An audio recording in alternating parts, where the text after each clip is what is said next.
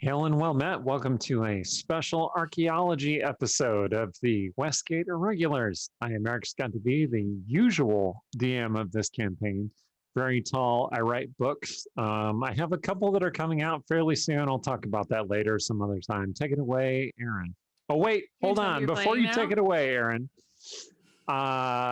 we have decided that for this game, I'm going to play Sargent again, who is a very muscular, irrepressible himbo of an elf paladin warlock. Take it away, Aaron. Hi, I'm Erin M. Evans. I'm the author of the Brimstone Angels saga, and I play Cecilia, who is a half-elf that is definitely not a warlock. Definitely not. No. I'm also going to tell you real quick about our sponsors. Idle Champions of the Forgotten Realms is a strategy game that unites iconic Dungeons & Dragons characters from novels, campaigns, and popular shows into one epic adventure, which includes Frida and Havilar from the Brimstone Angels saga. The game is available for PC and Mac on Steam and web, Xbox One, PlayStation 4, Nintendo Switch, iPad, iPhone, and on all Android devices. Today is their spring extravaganza. So if you have come to join us, if you've taken a little break from their day of streaming to come to our little slice of streaming, welcome. You can type in the command at the bottom of the screen, get yourself a chest code for your game, and let us know if you get anything cool and shiny. If you don't know what I'm talking about, you can check them out at idlechampions.com. Also today, the album for Bardic Inspiration Volume 1 has released officially to the public, so you can hear all the cool music, including the one close to my heart, Brimstone Angels Go Go Go. It is also available on Steam, and you can find it on YouTube as well.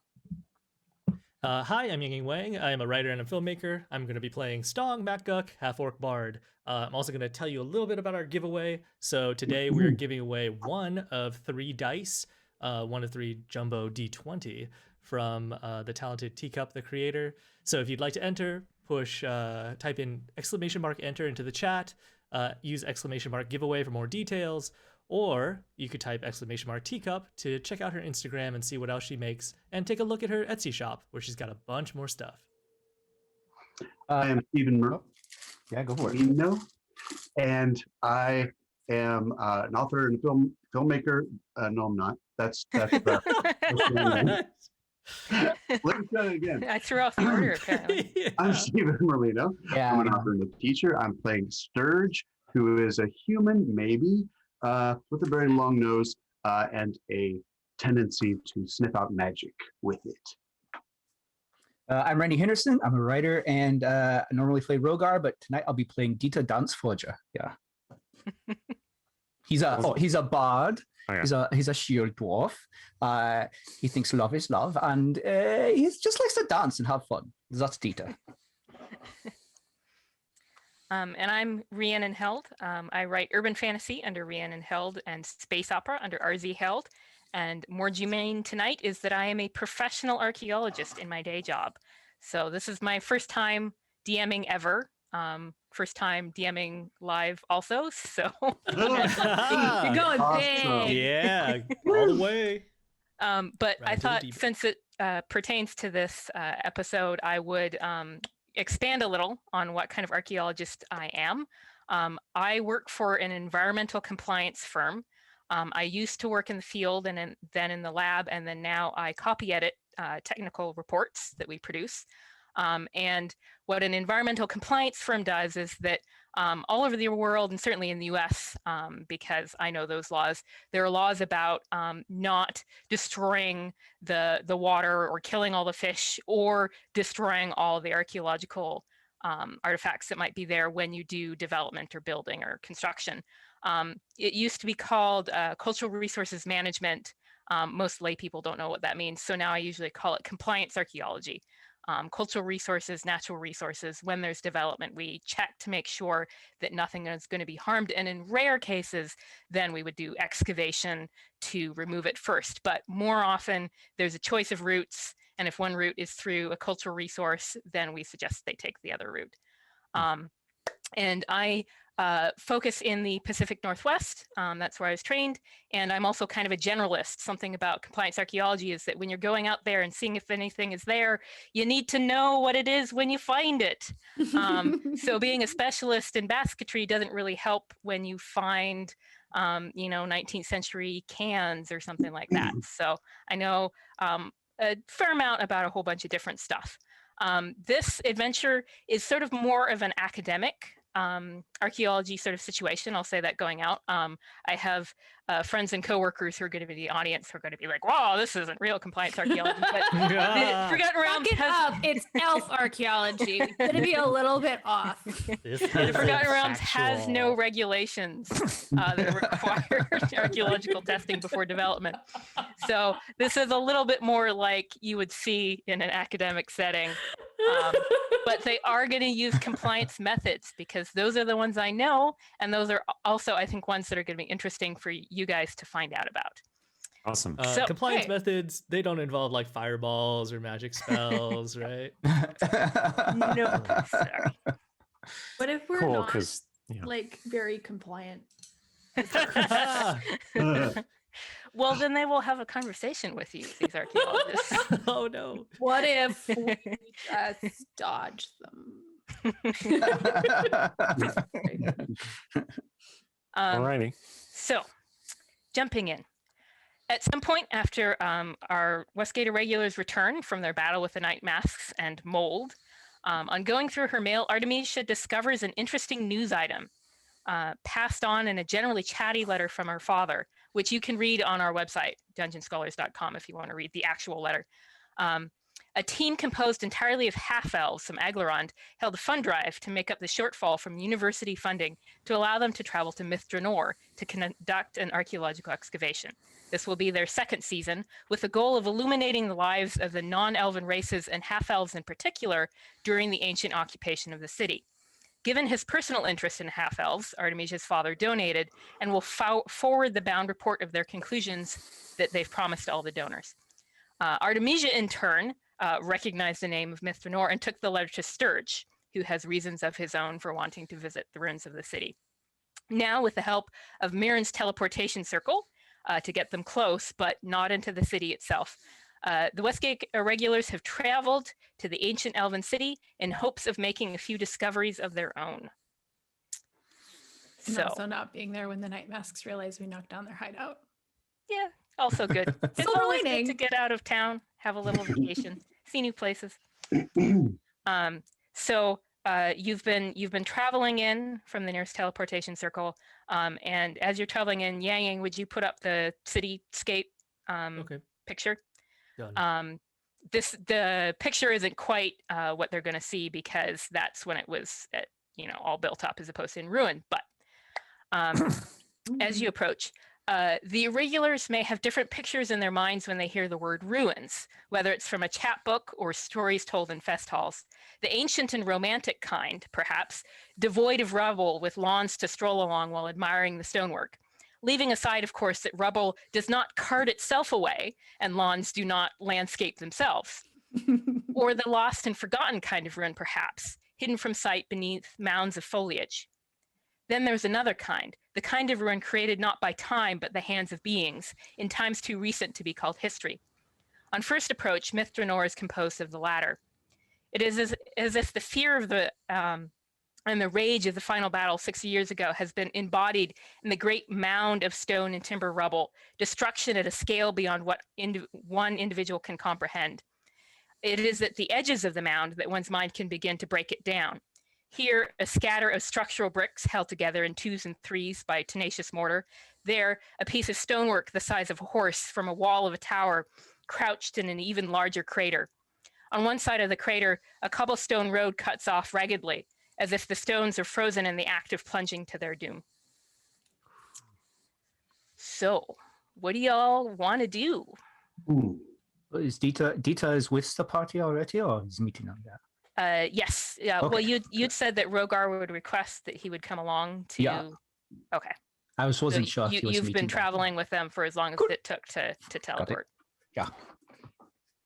Oh, go ahead. Are we on the edge of the city? Yeah. So we're looking in toward, Basically, you're getting the vista. yeah. What sort of ruin are we looking at? Well, it's the big mound. So it's not romantic or anything. It's clearly the evidence of a battle, the crater sort of right in front of you. So Are we supposed to Sturge. meet somebody? Oh, Or are we just allowed to wander around? Well, so the letter said that there's an archaeological excavation going on somewhere. and are we trying to avoid this, or are we trying to meet these people? I would suggest that since this place is legendarily infested with demons, even today, that we take advantage of the relative security of a site, at least to make our base. A site already established by these archaeologists. And if we're That's looking for smart. stuff for you, Sturge, maybe they've Well, already found it. my We don't have family, to look so hard. what was that? Maybe they already found it, and we don't have to look so hard. We just Oh, have that a would be vacation. lovely. My family is from here, and although someone has erased all my memories of it, I know this is where I was born. You were born in a ruin? No, it wasn't a ruin then, you see. Oh, It was only 6 years ago? Really, no.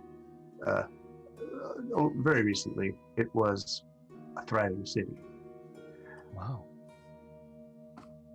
So, I would like to find my family's manor, or what's left of it. Maybe. Just hike up this mound. I bet we can see stuff from the top of it. Thank you. And if we're not supposed to be on it, I bet somebody will stop us. I shall see if I can pick up the trail of the archaeologists. Please do not wander off. I won't. Sergeant kneels down and starts sniffing at the ground. I can help It has him. not been I'm right good at after tracking. that thing. That Yeah, did, anybody who's maybe. going to do any tracking or sort of looking for traces of archaeologists, roll me whatever skill you're best at for that. I got a 19 on my survival check. Oh, 18 survival. nice. It says, why is your boyfriend not writing? We have a posture check. Oh, Ooh, I rolled Uh, a 25 investigation. Oh, Nice. nice. Okay, Right. well, there's no need to climb the mound. You can see that people have passed through here. There have been wagons, various feet going through the grass. So you can follow that reasonably well. Just through the sort of along the side of the biggest mound, and then sort of picking away through the different craters and such. Clearly, it's not just one trip. There has been people going in and out for supplies and things like that. So it's a fairly well-traveled track. All right, should we follow it? Let's do it. So with the rolls that we got, do we get a sense of like how many people? Is it like a lot of people, or is it like under 10? With that 25, I would say that there's probably, let's see, 2 wagons,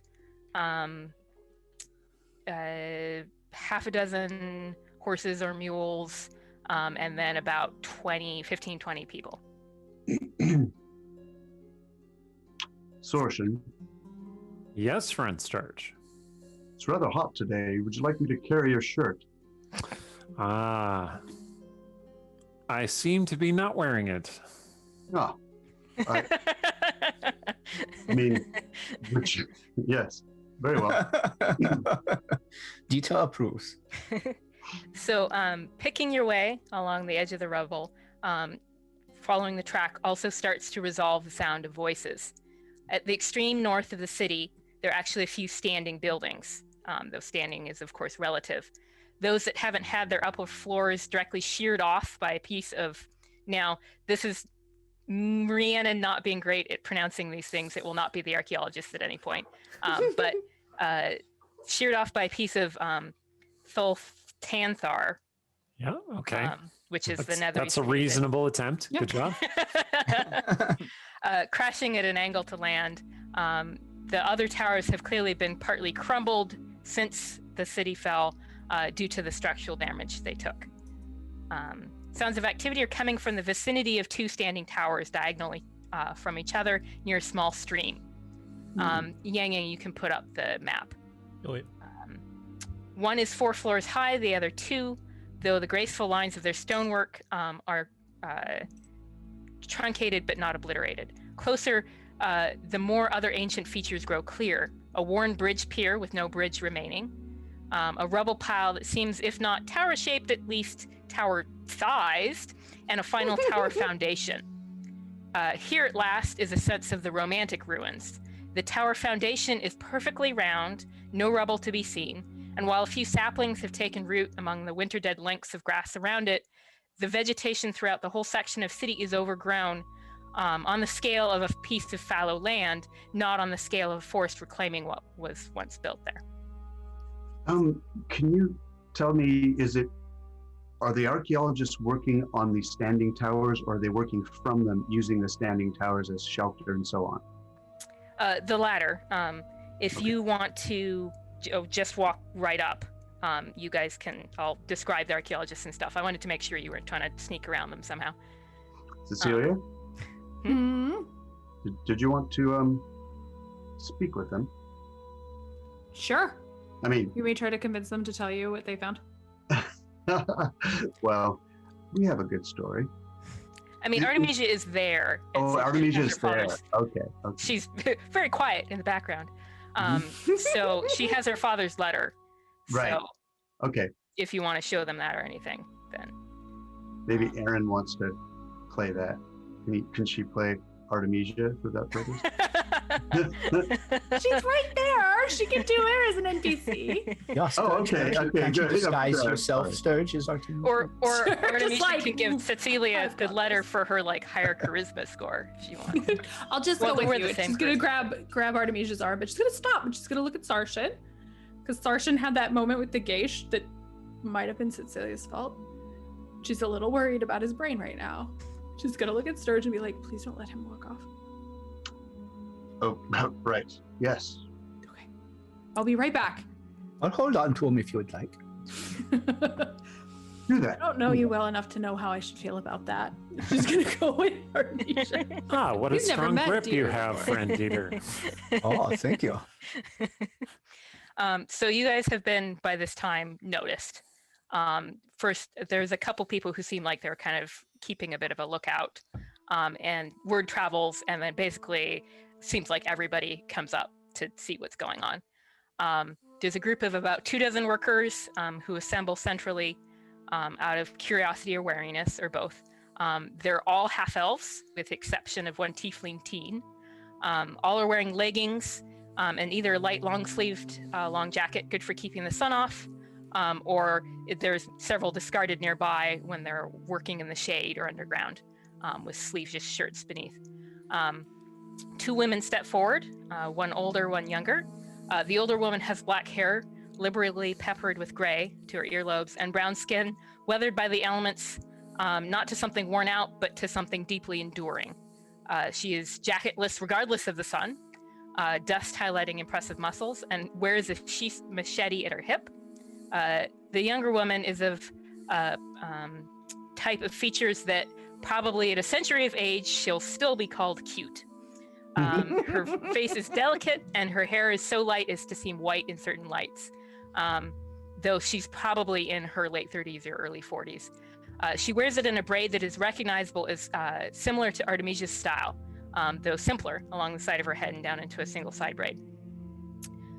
So the older woman comes up to you first and sort of plants her hands on her hips and is like, all right, why are you here?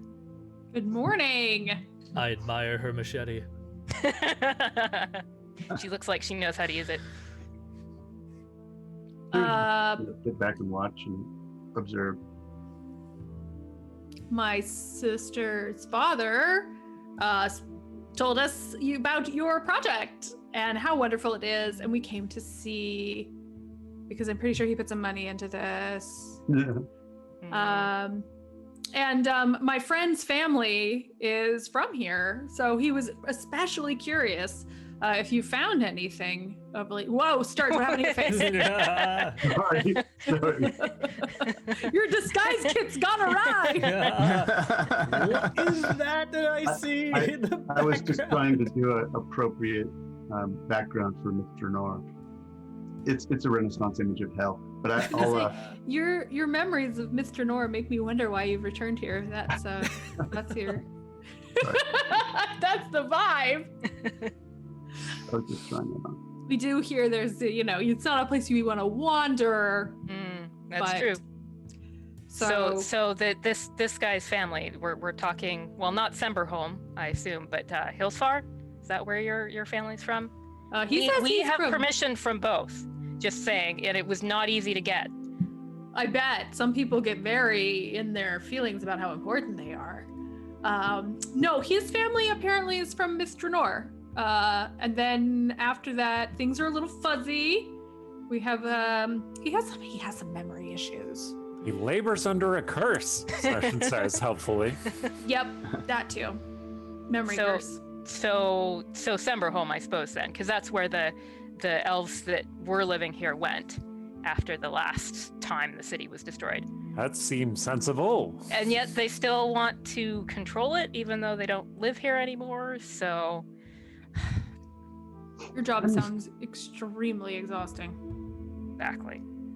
Do you have a list of the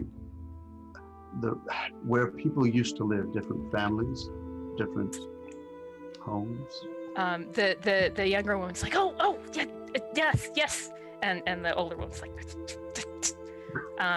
we don't know that they're not looters. They could just be looters with a good story. We are very entertaining. Yeah, I guess Stong will step up and he goes, "How many looters do you know with a baby?" And then he shows her Mirabelle. We're Does not Mirabelle looters. look like Puss in Boots? Well, can somebody roll like a charisma check or persuasion? I was just going to say, in the background, Dita is I'm here, man. softly drumming his drum and humming, and at Cecilia's back, so she can be inspired and add a die 10 to her. Well, in that case, a die 10. Jeez, die 10? Convince the archaeologists. Yeah, I'd That is a rather not roll 28. persuasion, but let me aid you. Okay. You are so persuasive. Cool, I got this. Yeah. Are you kidding me? Looting means carrying stuff back to that portal. I'm only here for moral support. That's the most convincing thing I can say, I think. So what did you roll? A 28. Oh, okay. I can say bleep blorp bloop at this point, I'm pretty sure. But I won't. Well, so the younger woman pushes to the front. She's like, "I'm Nissa, and this is Janara. And apologies, but we do get an awful lot of looters. But You want us to take care of looters? We're good at that thing too. we're so happy to have you. Do you know any spells? Because we never have. Yeah. We have a wizard, but he has to do the perimeter to keep all the monsters off this little patch that we're excavating. And so he's back here maybe once a 10-day, and there's never enough spells. So we have a wide variety of spells. We are a spell heavy party. I was wondering why there were no fiends. Yeah. Yes, we know some magic. I can legend lore, which I think would be very helpful. Is there something you're looking for particularly? Translate. Because we can just show off. But if you want us You to need me to light zone something in. on fire. He's excellent at that. Well, Nissa is all but clapping her hands. She's so happy. And Janara is clearly the more practical one. She's sort of Oh my god. eyeing Ollie up. All right, let's We see. could What prestidigitate can we do? dust and dirt away all day. That's easy. Be gone, dirt. Be gone. I've never been so glad I don't know that spell. And they have this little side conversation that's well, we don't need more untrained people. And they look at the tiefling, so clearly he's some kind of untrained worker. But they have magic, and we never have enough magic. And they go back and forth, and they're like, okay, fine. You can help. And what we're gonna do is we're gonna Nessa's give you a tour. And Janara's It's so cute. we will show you around so that we can figure out where your skills would be most useful, and then we can look into finding your family or whatever it is you were looking for, but don't take any artifacts. She's looking right at you, Stirge. She's like, no, taking artifacts. When you say She knows. artifacts, could you define artifacts? Any small objects or large objects or any traces of the people who used to live here. What if it's from my family? It has my family name on it. Yeah, see, that's an easy thing for anybody to say. Well, I'll tell you my family, and then if we find the crest of my family on, say, a chest of gold, then we'll know who it belongs to. Actually, Janara, like that makes her like relax a little because she just starts laughing. There is no gold left. There are no useful magical artifacts left in this place. I assure you, if that's what you want, you might as well go home now. However, you actually want to find out information and history, then you can come with us. Precisely. Okay. And so, which was the like machete woman? Which was the cute one? Was Nissa the? Yeah, Janara has the machete. So as she's they're taken walking, no one's BS. If she starts leading, then Dita starts flirting with Janara because he likes a challenge, and he's like, so. Does like a challenge. This is canonically established. Yeah. Yeah, by the way, Storm, I hear your mother moved to so- Westgate, so I might have to. He doesn't. Oh, she that's was true. briefly here. Yeah. She's not in Sorry. the city So- anymore, though. Have Cool. your excavations turned up what you hoped? Okay, so Nissa, she's getting ready. She's gonna tell you all about it, and Janara's kind of like, okay, come on. So while Nissa is talking and gesturing wildly all over everywhere, Janara is gonna start sort of hurting you a little bit. On the map, you can see that there's a kind of a sinkhole, and that it's sort of come down onto. Clearly, it's come down onto some kind of cavern or room below, and so Janara is herding people towards that going down underground. So Nissa starts telling you all about how they are here because it's a half-elf program from the Aglaron University, and the elves kept records. But they didn't keep any records of what other non-elven races were living here, and so what they want to do is they want to find out what races were living here and where they're half-elves and where they were living and what the families were and what their life was like. And it's really surprisingly hard because culturally, the cultural signature of the different races, you'd get the elven cultural signature or the human cultural signature, but half-elves, like which one are they living with, one or the other, and how do you differentiate it? Like, how do you know that there aren't half-elves but they're living like elves, and so like the artifacts we find are just elven artifacts? And she's blah blah blah blah blah, keeps going on and on and on. Yeah. And man. she she sounds- shows you the map that's up, so that's actually what the map looks like with all the little notes to each other, and she warns you, don't go where we've marked out bad magic. Wizard cleared as much as he could, but couldn't get everything, so crazy spells all everywhere. What does the bad magic look like? It's a red dot on the map. Yes, right here, friend Stirge. I see. That's why we have to mark it, you see, because it'll look like a little weird sometimes, like the stone's a little melted or kind of glowy, but then sometimes it won't unless you have a detect magic spell, which, I mean, that's how the wizard finds them when we can get rid of them usually, but Was that you what you can't find mean? them all. What could you find? Detect magic? That would be great. Yeah, I do have that one. She's an expert at detecting magic. She can't stop detecting magic. Okay, well, that's what you're Hey, gonna. she can stop detecting magic. She just Why would chooses I? not to. How do you know? You see through her eyes. I know things, Um, Sarshan says.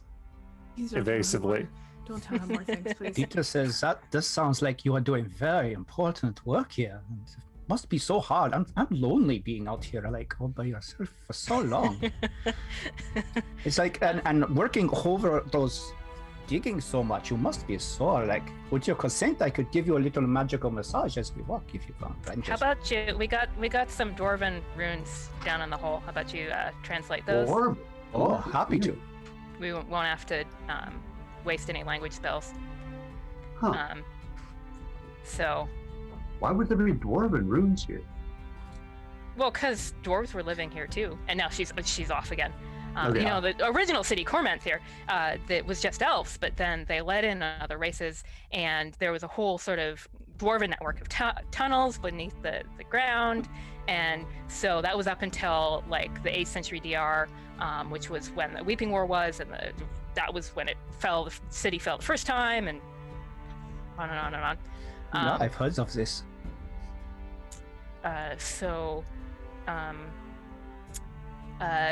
She's gonna, while we're standing up at top,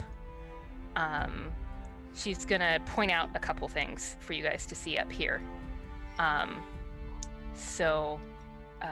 There's the field lab and the back dirt, and excuse me, the workers have more or less dispersed, so it's just you guys and then Janara and Nissa. So the workers, most of them go back down into that hole in the sinkhole I was describing. And then still above ground, a few corners of stones from a collapsed vaulted ceiling. Ooh, I'm getting unstable. Am I still coming through okay? Yeah, you're My fine. internet Yeah. connection. Yeah. A little bit. Oh, you broke up a little bit right there. Your video Okay, is fine cool. now. I think you're okay though. Usually around this time of night, it sort of wibbles, but We haven't Well, lost you. okay. While it's wibbling, Sarshan kind of well, edges over onwards. towards Cecilia and says, Okay. "Are you all right? You keep looking at me. I wanted to check in." I'm not sure it was the best idea for us to come in, by which I mean you, because you only kind of just woke up. Well, I mean that is technically true, but And you try to jump out the window. I did, yes. I just don't want you to do that again. Except Well, there it are no was windows. only because you left the room and I followed you, and then you said, "No, you're supposed to stay here and rest." Yes. And I said, "All right." And then you left the room again, and I didn't follow you that time, but I jumped out the window because I thought we might need breakfast, and maybe I could hunt some rabbits real fast. Which wasn't resting, which is still not resting. True. I'm worried that... Ugh, I don't want your brain to break again. Oh, I'm sure that won't happen. Yeah, I just still don't know what exactly does it, so... If I ask you questions about when you got the geish put on you, can you answer those? I couldn't say. Damn it! Okay, just don't, like, if you decide you're gonna go do something, can you tell me? Because I just don't want you to do something like go try to swim again or something. Of course, I'll stay next to you. Okay. I He's do gonna hold like his standing hand. next to you. Just gonna hold his hand, Aw, both because it's sweet and because she's a little afraid he's gonna wander off anyway. it seems fair. All right, archaeology. Okay, archaeology. Janara rules, right? She doesn't know what's going on here, but clearly these people are dating. So above ground, 3 half-elves remain. The first returns to a table beneath a rough length of oiled canvas tarp affixed to just above head height on one of the towers to provide a patch of shade, no doubt wholly necessary come deep summer. That archaeologist retrieves a stool, gets to work sorting among small artifacts, brushing off dirt with a painter's brush of varying sizes, weighing the artifacts on a small balance scale, making note of the information from a tag, and then affixing that tag to a cloth bag. And each individual artifact for some special ones goes in a cloth bag with a tag, and then some artifacts are grouped together, one bag, one tag for that group of them.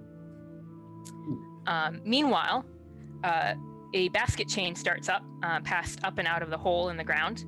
The first 2 workers to receive baskets while standing on the surface take them straight over to the screens and back dirt that Janara had pointed out. And Yang Yang has a couple of pictures to put up because these are hard to describe, so it's useful to actually sort of see them. One is a tripod set in front of one of the overlapping mounds of the back dirt. And suspended in the center of the tripod is a rectangular wood frame with metal mesh affixed to the bottom. And nearby are a few more frames with mesh set into the bottom of one side of sort of an A-frame sort of sitting like this right now.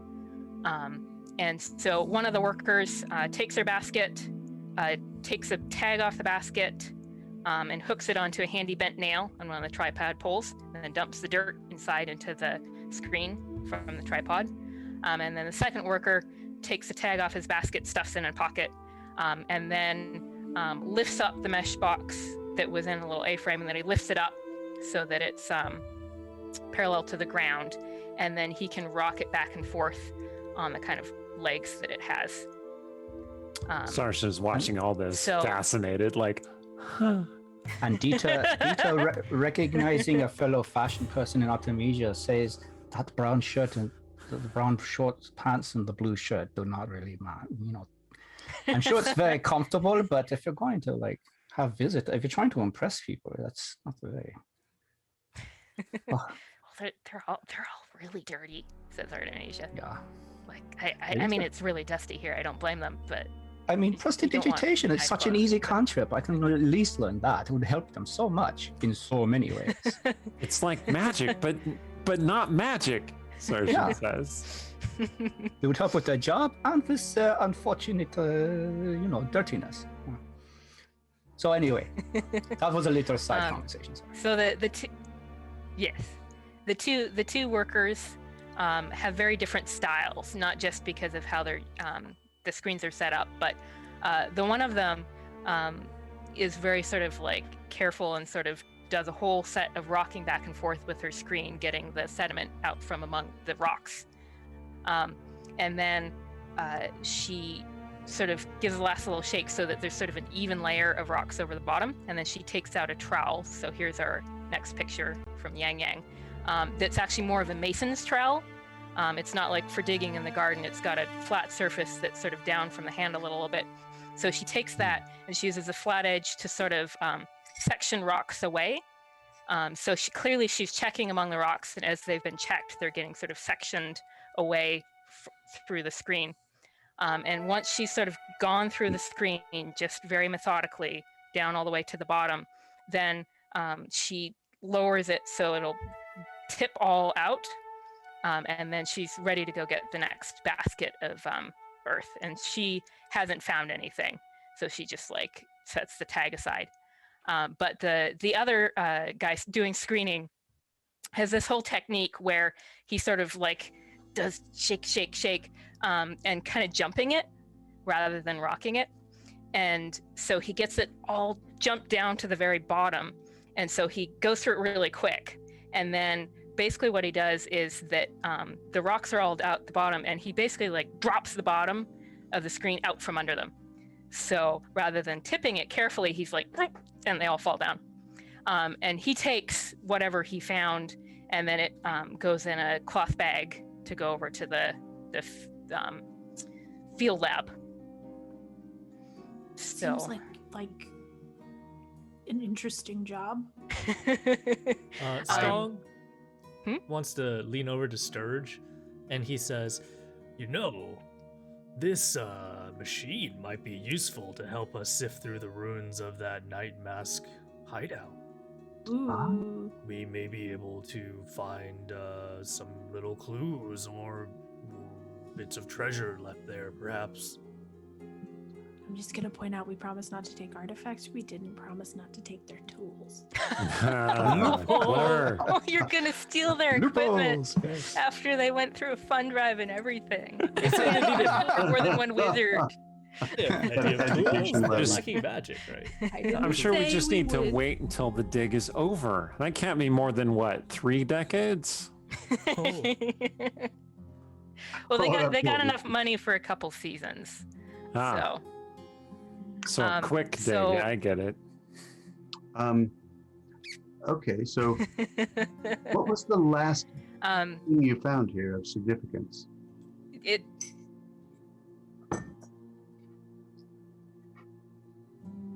All right, our internet cut okay. out there a little bit. Oh, Yeah, so last thing you found of significance was that. yes. Okay. So Nissa starts talking about how down below where they're doing the excavation, it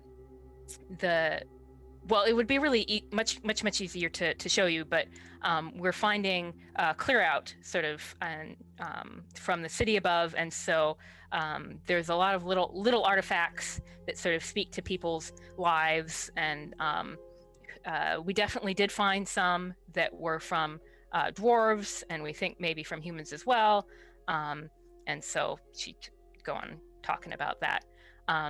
As we get to the hole, Janara is going to stop and say, well, you don't all have to come down here if you don't want. Clearly, she points to Cecilia. Clearly, you're going to stay up here eventually to start checking around for magic. But all the rest of you, I'm going to get people started down here. Anybody who's going to help us down here, anybody who's going to stay up here can stay up here, or you can come down. It's up to you. Is this the older woman speaking? Yeah, the practical one. And where did the tour guide one go? Well, she's around. I mean, she's just finished telling you all about, what they found yesterday. Right. She's the one who had a reaction to where did certain families live and so on. So yes. So Nissa, if you will get her to wind down, she will go over. And on the back of a cart where clearly they've been unloading supplies and equipment, it's over near the field lab. They have some crates where they're putting the cloth bags of artifacts in and stuff. She has a bunch of papers under various sort of like paperweights that are like just pieces of brick or rubble or whatever. And if you tell her what name, she will go into this flurry of looking at maps and looking at notebooks and lists and names and whatever. Wow. So. Yes, I will. Are you gonna give her the name of? Yes, Stirge's family's name. Okay. It was Lilandrithil.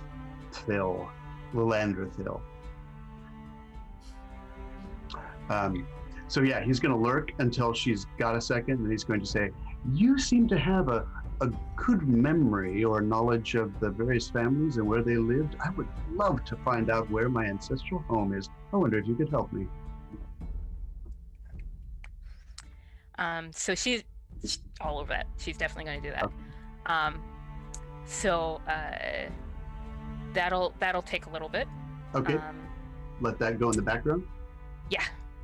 Lilandrithil, only used directed by doctors. May cause side effects such as Memory loss. Deep existential crisis. Believe in immortality. Growth of appendages. Long nose. Yeah. Yes. Where do you want me detecting magic? I go wherever Anywhere? she goes. Just Sergeant everywhere. says. Everywhere, yes. Okay, so I just get to walk around so- wherever I want? No, I would not do that. Janara is like, God, Nissa, you're leaving me behind here. She's like, go have Nissa tell you where you should go. Okay. And then you stay with Nissa, because Nissa knows where to avoid. Janara's leading us down to like where the Dwarven Runes are that she wanted me to look at? Yeah, okay. Yeah, and anybody else who wants to come down, she's going to sort of eye up Stong and say,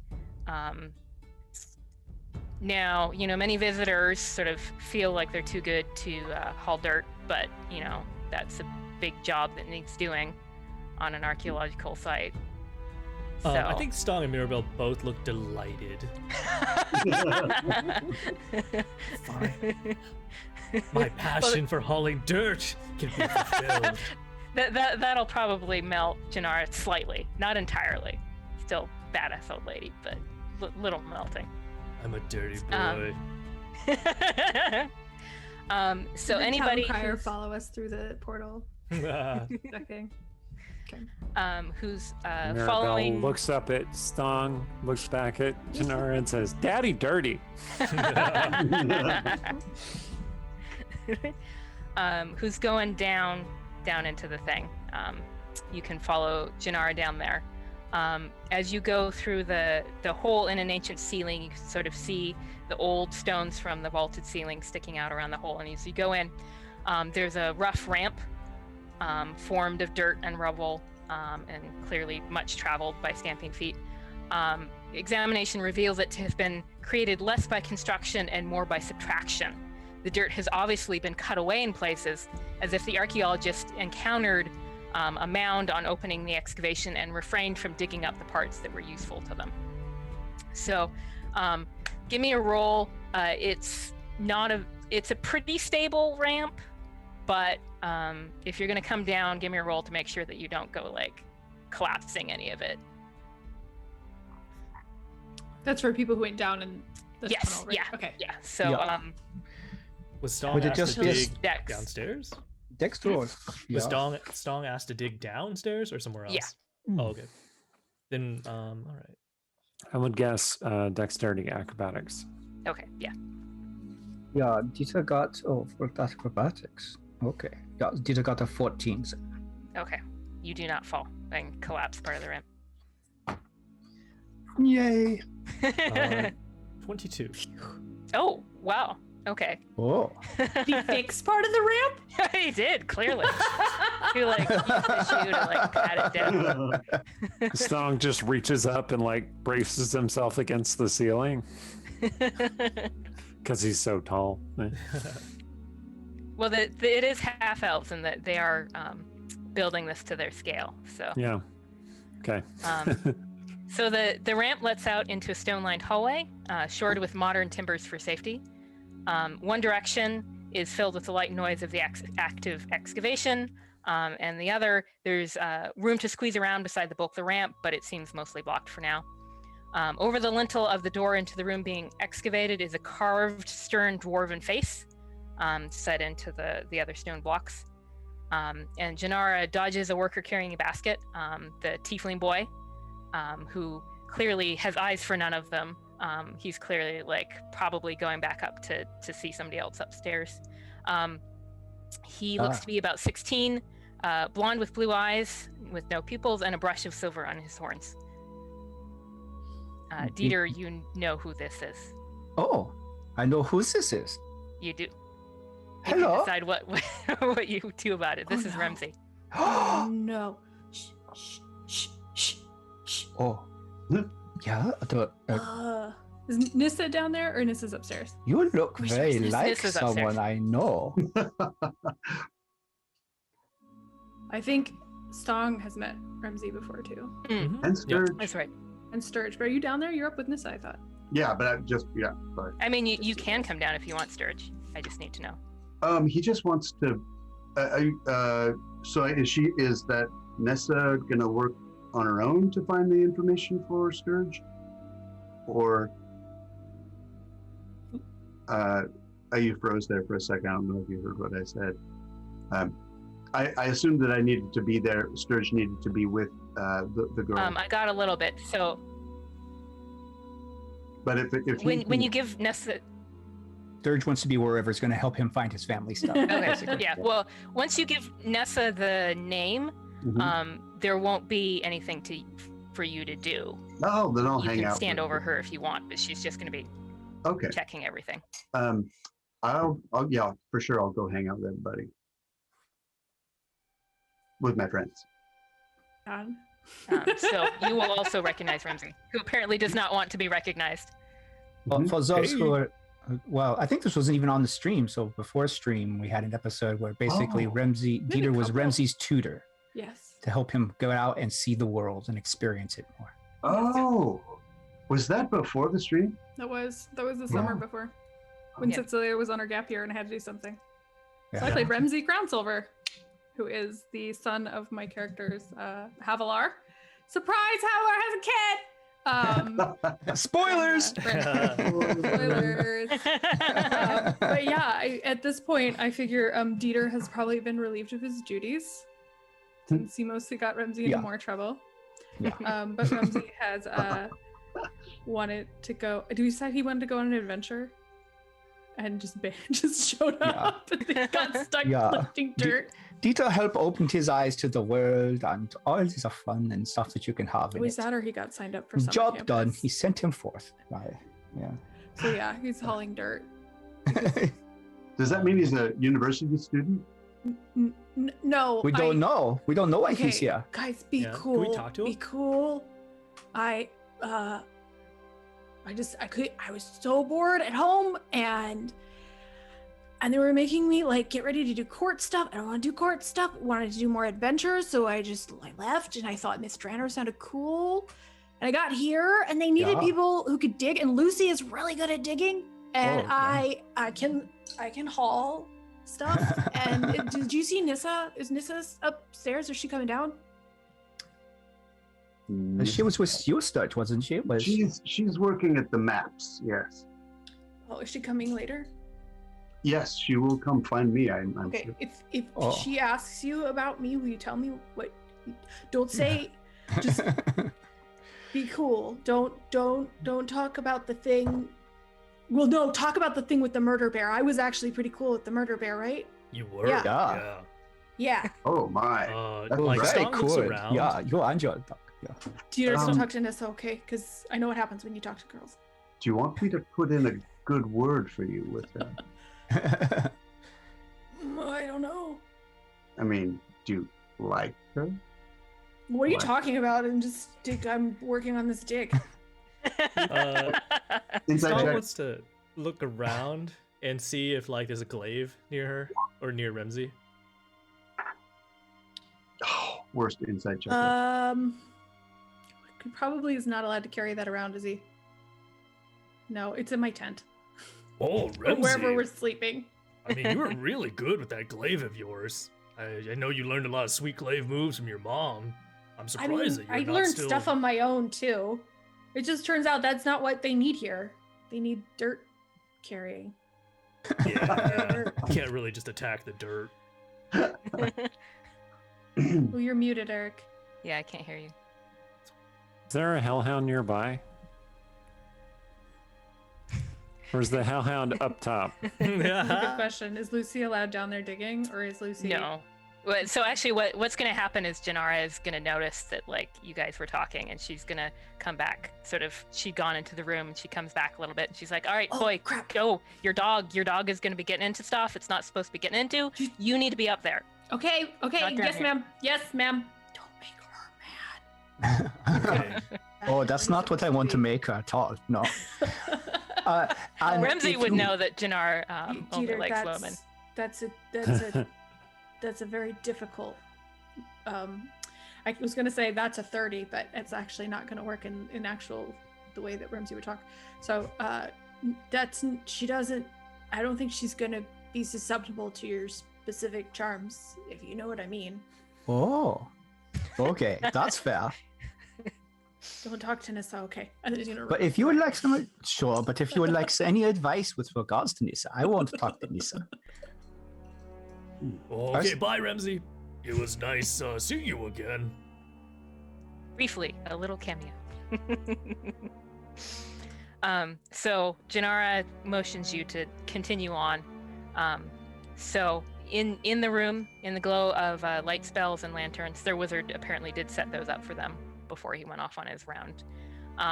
Another partially dismantled mound is revealed. The vaulted stone ceiling of this room is similar to that was disrupted in the hallway, but here the hole is plugged by the top of the mound, as if debris had been dumped down into the room until the mound reached the ceiling, and then the hole was covered over. A couple of workers are digging within perfectly square holes down into the side of the mound, one higher than the other. Some dirt is levered up with shovels. The rest is carved off the walls or floors of the excavation units with the trowels, which is why you need the straight side, and then scooped into those tagged baskets that you saw coming out. So as you approach, the worker digging in the units that's deeper sits back and examines the layers of differently colored sediment in the wall of her excavation unit. Janara does not talk as much as Nissa, but she does point out a couple sort of, she explains that what happened was the city was abandoned, 8th century DR, and then in the late 14th century reconstruction, the hole was there, and they basically did a whole bunch of clearing, and they cleared it all down into the hole. And then possibly they threw some of their own trash on top of it before sailing it over.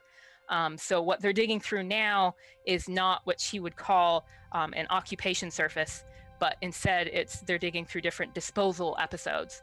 And she points out a layer where probably that was like one weeks or months sort of like clearing. So it's got similar colored sediment and similar kinds of rubble because it was cleared from the same area. And you can see a little bit of people finding artifacts, and it's all sort of like household kind of bottle glass and shoes and combs and sort of household stuff from what was in abandoned houses, and then they cleared out later. So if you would like, anyone who wants to sort of look down on the ground, see if they see something, can roll on the artifact table. Ooh. Oh, absolutely. I I'm would never regretting say not no going to down roll on there. the No, I artifact don't want to table. do that. Where's the table? So you give me a percentile, and then I tell you. So D100, is that what you're saying? Oh. Yeah. Damn it. So while they're all rolling, up top, Sarshan and Setsule are walking around looking for magic. And We allowed to do Sarshan's that? like, wait, I my sense God. a fiendish presence. I don't see anything. What are you sensing? He turns into a wolf. Don't wait. His tail is like, and then he goes bounding away. Damn it! So try to chase him, Okay. but I suspect she can't catch up unless she also turns into a wolf, so she's going to do that. Okay. We can come back to that scene after more archaeology Not even happens. You're like, chaos! Have a taste of your own medicine, group. Yep. All right. Did you roll your results? Yeah. Yeah. Excellent. What you got? 84. Okay. You found a horseshoe. It's pretty corroded, Yes! but it is very recognizably a horseshoe. Stong's gonna hold it up like triumphantly above his head. Be like, yes, I found a horseshoe. One of the workers is going to come over and ask where it came from and sort of look where it is and then like write up a tag and then just like, obviously you're going to give it to him. He doesn't even think that you wouldn't and goes to take it from you. Put it in a bag, got the tag on it, all that sort of thing. Yeah, Stong is going to admire his work and his process, and he's going to peek at the tag. Like, what did the tag say? So the tag has kind of coordinates, but it's not really clear what the datum would be. So it's like, you know, this many lengths east and this many lengths north of some kind of point that clearly is somewhere in this room that they set it up. But so it's a specific coordinate of the place on the floor. And then it says 0 or ground level since you didn't find it in the mound. Huh. Hmm. So Well, do you take all of these objects that you find and tag, and you bring them? Do you like research them on site, or do you like cart them over to some sort of university or research station? Well, we couldn't take everything. So usually what we do is anything that we can kind of weigh and measure and describe here, then we would, when we're done, sort of backfill this excavation and we would put those artifacts in the backfill. But artifacts that we do need to sort of do more analysis on, or maybe we need to use some spells on, something like that, we're going to take back with us to Aglarond. But we only have so much wagon space. So we're only going to take, and you know, obviously like bricks, we're not going to haul a bunch of bricks. We're just going to like say how many bricks there were and then leave them here. So what do you do with the stuff that you bring back after you studied it? well, it could go in a museum, or that's probably what we're gonna do. They have a very poor research design. Just saying, says Rhiannon. Wait, but you're telling me the horseshoe that I found is going to be in a museum somewhere, right? Yes. Yes. Storm is gonna like look down at Mirabelle. He's gonna say, "Okay, your daddy found something that's gonna be in a museum. We're gonna have to make a trip and visit." I'm an archaeologist. Yay. Dieter rolled a 12. A 12. You found some hairpins. Oh. So not just one, but sort of a couple of them. Like they were probably not lost. Probably it was from somebody's house, and then they were sort of all swept off together. Are they elven? Are they human? Are Yes, they they're dwarven? elven. Elven. Oh, okay. So they would not go good in my beard design. Okay. Are you gonna hand them over? Oh, of course. Yeah. Okay. They can. If it was near where Stong found something, they're gonna put it in the same bag, same So this provisions. person who's going around and collecting things in bags, who is this? One of the workers. Is he cute?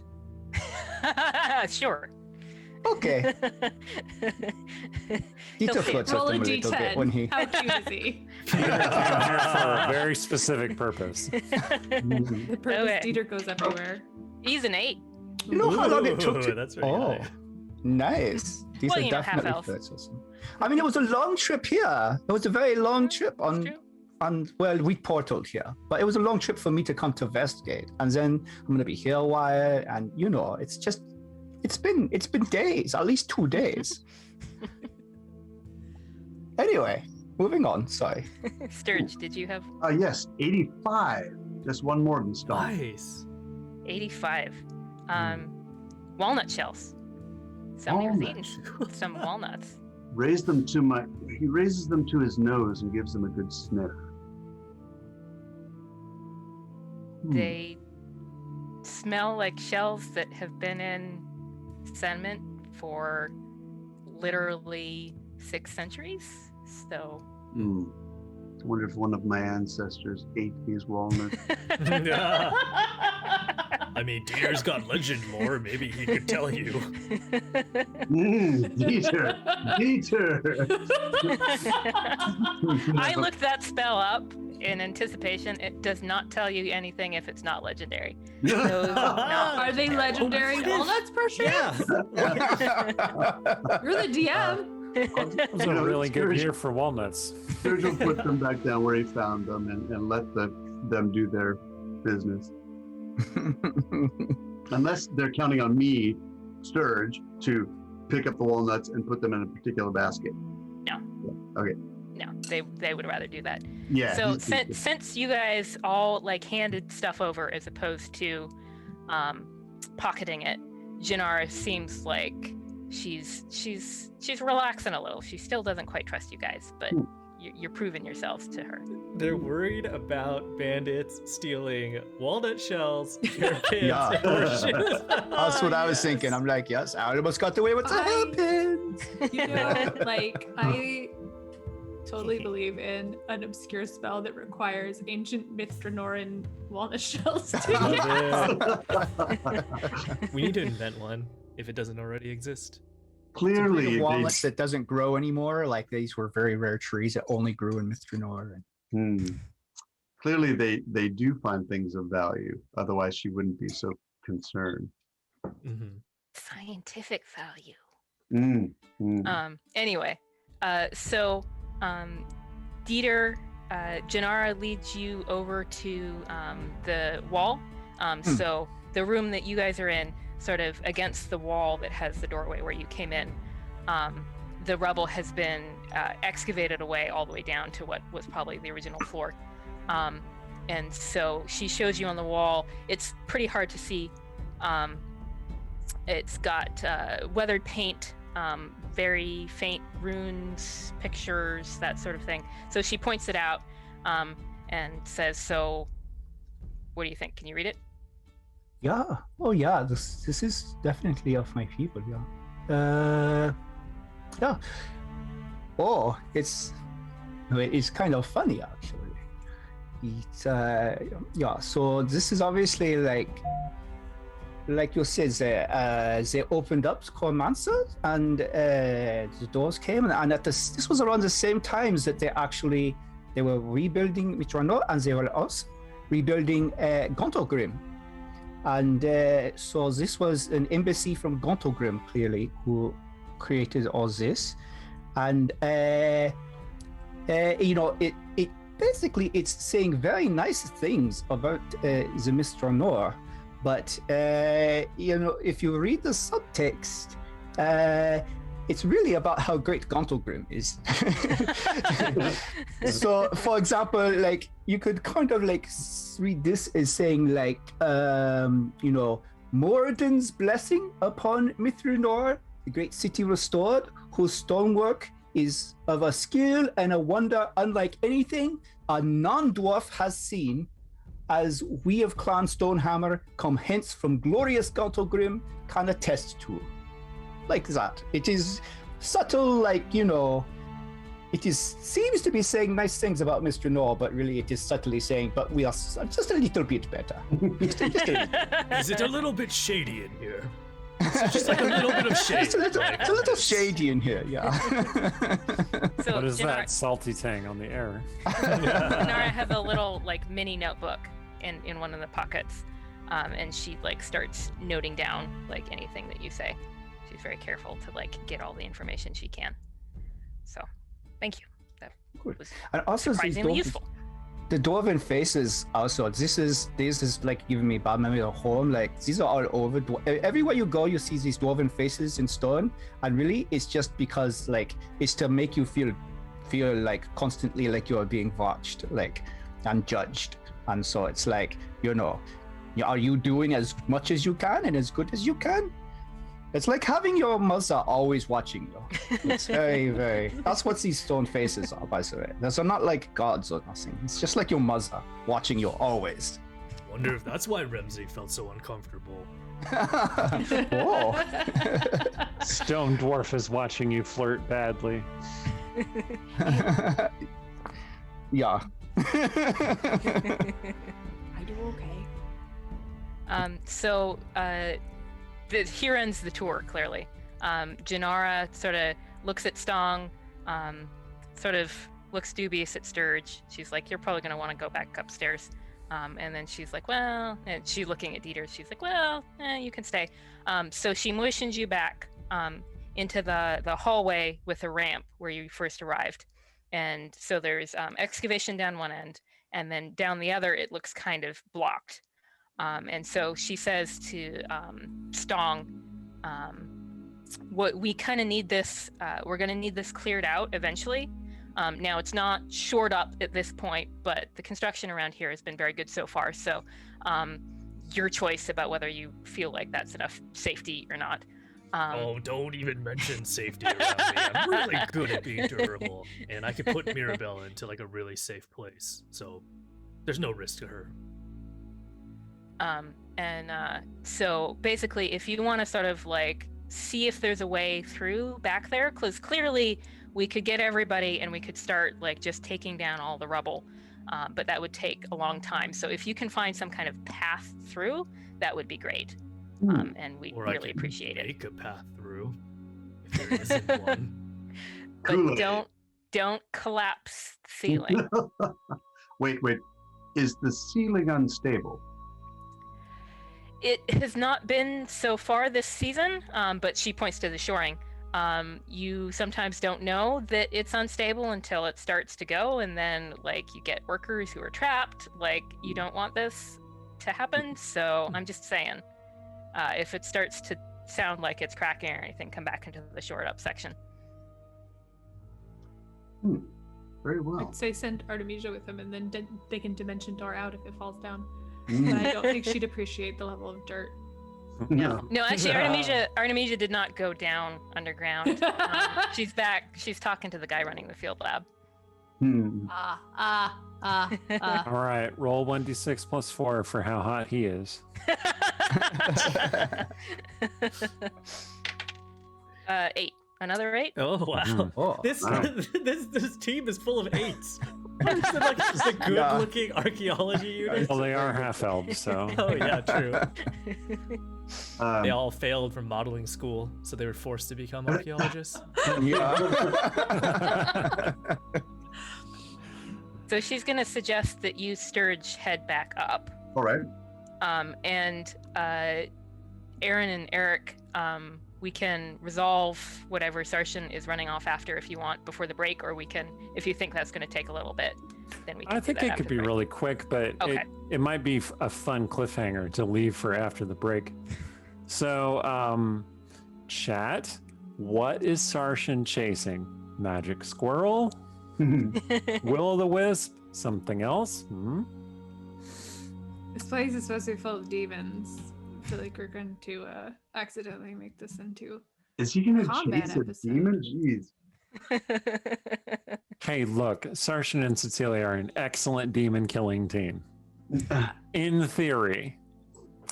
So One of Stirge our is brains isn't broken. Stirge is going to ask if he can make some notes on the maps that they have of the city. Oh, sure. Not on the maps, but Yeah.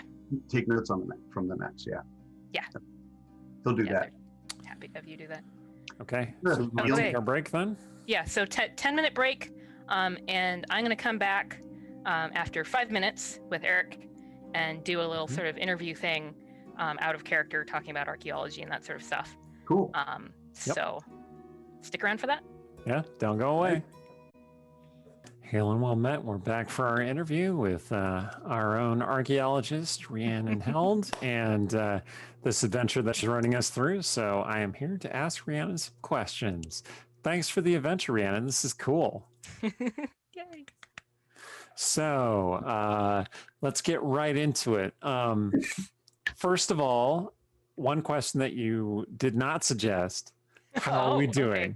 How are we doing? Well, I expected somebody by now to have pocketed an artifact. And It was Dinar going to would be come for you. Stirge, right? So, Chris, you make a good point. Like, I am a little bit in archaeologist sort of headspace because I was like, who wouldn't want walnut shells? Well, actually, nobody would want walnut shells, but Yeah, but that hairpin though, that's where it's at. the a coworker of mine, Alicia Valentino, I don't know, no reason for her to be watching, but Alicia, we used to have this running joke because I was doing artifact analysis, but she was much better at metal artifacts than I was. I was better at glass and ceramics. And so I take my metal up to her. And we had this running joke that like any lump of corrosion that didn't meet certain criteria, we would weigh and then discard because it has no scientific value if we don't know what it was. We can just say that there were, X number of grams of corroded metal. And so I'd pick a piece up and be like, can I discard this? And she would be like, no, that's the key to the site. And then like later she'd be like, no, that's the key to the site. So everything was the key to the site, even the lumps of metal. Nice. All right. So if you could make people understand one thing about archaeology, what would it be? So that unfortunately the sort of archaeology tropes in fiction get us both coming and going. I didn't lean into it quite as much as I had quite planned, but then it's the soapbox and you would have noticed. But there's no painstaking brushing generally going on. Because people are like, oh, it's not all like running around dodging traps. It's also painstakingly brushing off dirt. And I'm like, well, it's not painstakingly anything either. The joke I like to tell is you hire a plumber and your hot water's gone out or something like that. And you hire a plumber and he comes out and he hits one valve boop, with a hammer. And he's like, $500, please. Your hot water's back on. And you're like, $500? They had a valve with a hammer. I got to hit a valve with a hammer. It's $5 hammer. I could have saved myself $495. And the plumber's like, okay, so $5 for me to hit that valve with a hammer and $495 to know which valve to hit. Mm. So archaeology is not necessarily about when to painstakingly brush. It's about when to know when to use a backhoe, because we do sometimes, and when to then switch to hand tools and shovels and trowels and whatever. And so that's what all my very expensive master's degree is about, is knowing when it is safe to use the backhoe, because if you're in, like, if they leveled out a field behind their house and they trucked in dirt and they put it all out there so they have a nice level field, like there's no point like digging with your little trowel down through there for, you know, a meter, and then you get to the original ground surface where any Native Americans were actually living.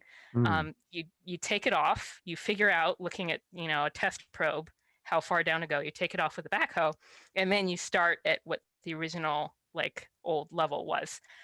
So archaeology is rarely, but sometimes when it needs to be, rarely painstaking, but always very like knowledgeable about what's going on. You have to know sort of what happened here and figure out what happened here, and then use that to then decide how you act accordingly in the site. Nice. That makes sense. So you've been giving us a lot of detail so far in the adventure about like techniques and tools that archaeologists might use. What are some things that you are drawing from your own direct so far in the adventure to inform into the game? And how has it, being a fantasy setting, kind of affected how archaeology works in the realms?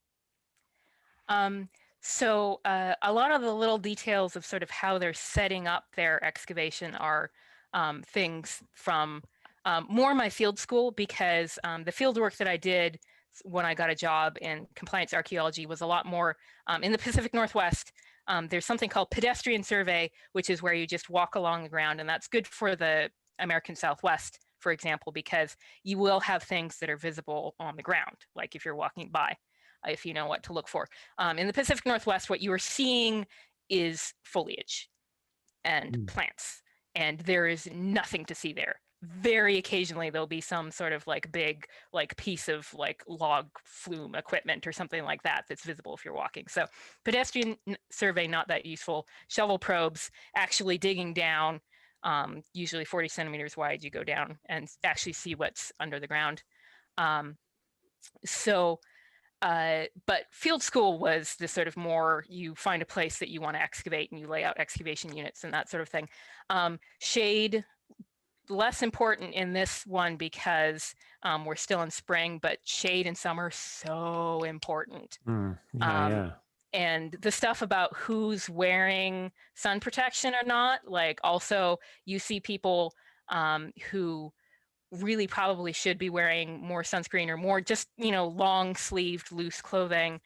You see people, your archaeologists in their like 60s or 70s with plenty of skin cancer because they were just doing the whole like let's just go like shirtless kind of thing because it's really hot, but sun not great. So the whole like find something that's tall and like tie a tarp on it, it was a very field school sort of thing. When I started working for the company, we actually had the money to like have the little sort of like pop-up gazebo kind of things that you could put those over here, but I figured fantasy world, less with like metal pop-up gazebos. And the other thing that I sort of weighed when setting this up is that modern archaeology, once you get it back to the lab, you do a lot of sort of like computer data entry and that sort of thing, but there's a lot of paper involved with making sure that there's a good trail of what's called the provenience, which is the information about where it was found. And so there's a lot of like paper tags and tags you're tearing on here, and then you tie it on over there, and then you copy the tag information down, and then you catalog lists of all the different provenience and that sort of thing. And in a fantasy society, you don't quite have that much paper to sort of like just throw around. So it was a bit of a compromise to just say, okay, like they write out one tag and then they try to like do it from thing to thing. The other thing is that modern archaeology, it would be plastic bags for the artifacts, because that's a lot better than, say, paper bags. It's more sort of, if you buy the right kind of plastic, acid neutral. Yeah, and protective. Right? Yeah. Yeah, you're not going to get fingerprints and things. Yeah. Mm-hmm. And I've looked at old collections in museums from like the 60s and 70s, and they sort of like put them in like random boxes that they had laying around. And the one was like a box from an old sort of like film reel for a video camera or something, and it had like all these like nasty chemicals on the inside because the film had been treated, and then the film's long gone, but now artifacts are in this box. And so something that museums often have to do is rehouse old art collections, old from when they were put in their curation materials, because they're not to modern standards of protection and not sort of deteriorating harmfully onto the artifact. I see. So last question before we get back into the game. Are you implying or foreshadowing that we're going to find some ancient story or scrolls or some information that's going to make Stirge happy? Is Stirge listening? Well, it depends what would make Stirge happy. You are going to find something. It's true. But any magic item would probably make Stirge happy. Actually, any information, any magic, of course. But... Is that Stirge? Is he listening? Okay. All right. Stirge is always listening. Well, thank you for that, Rhiannon. And this has been a really fun adventure. I'm looking forward to the second part. So whenever we get back to, there we are. I see. Awesome.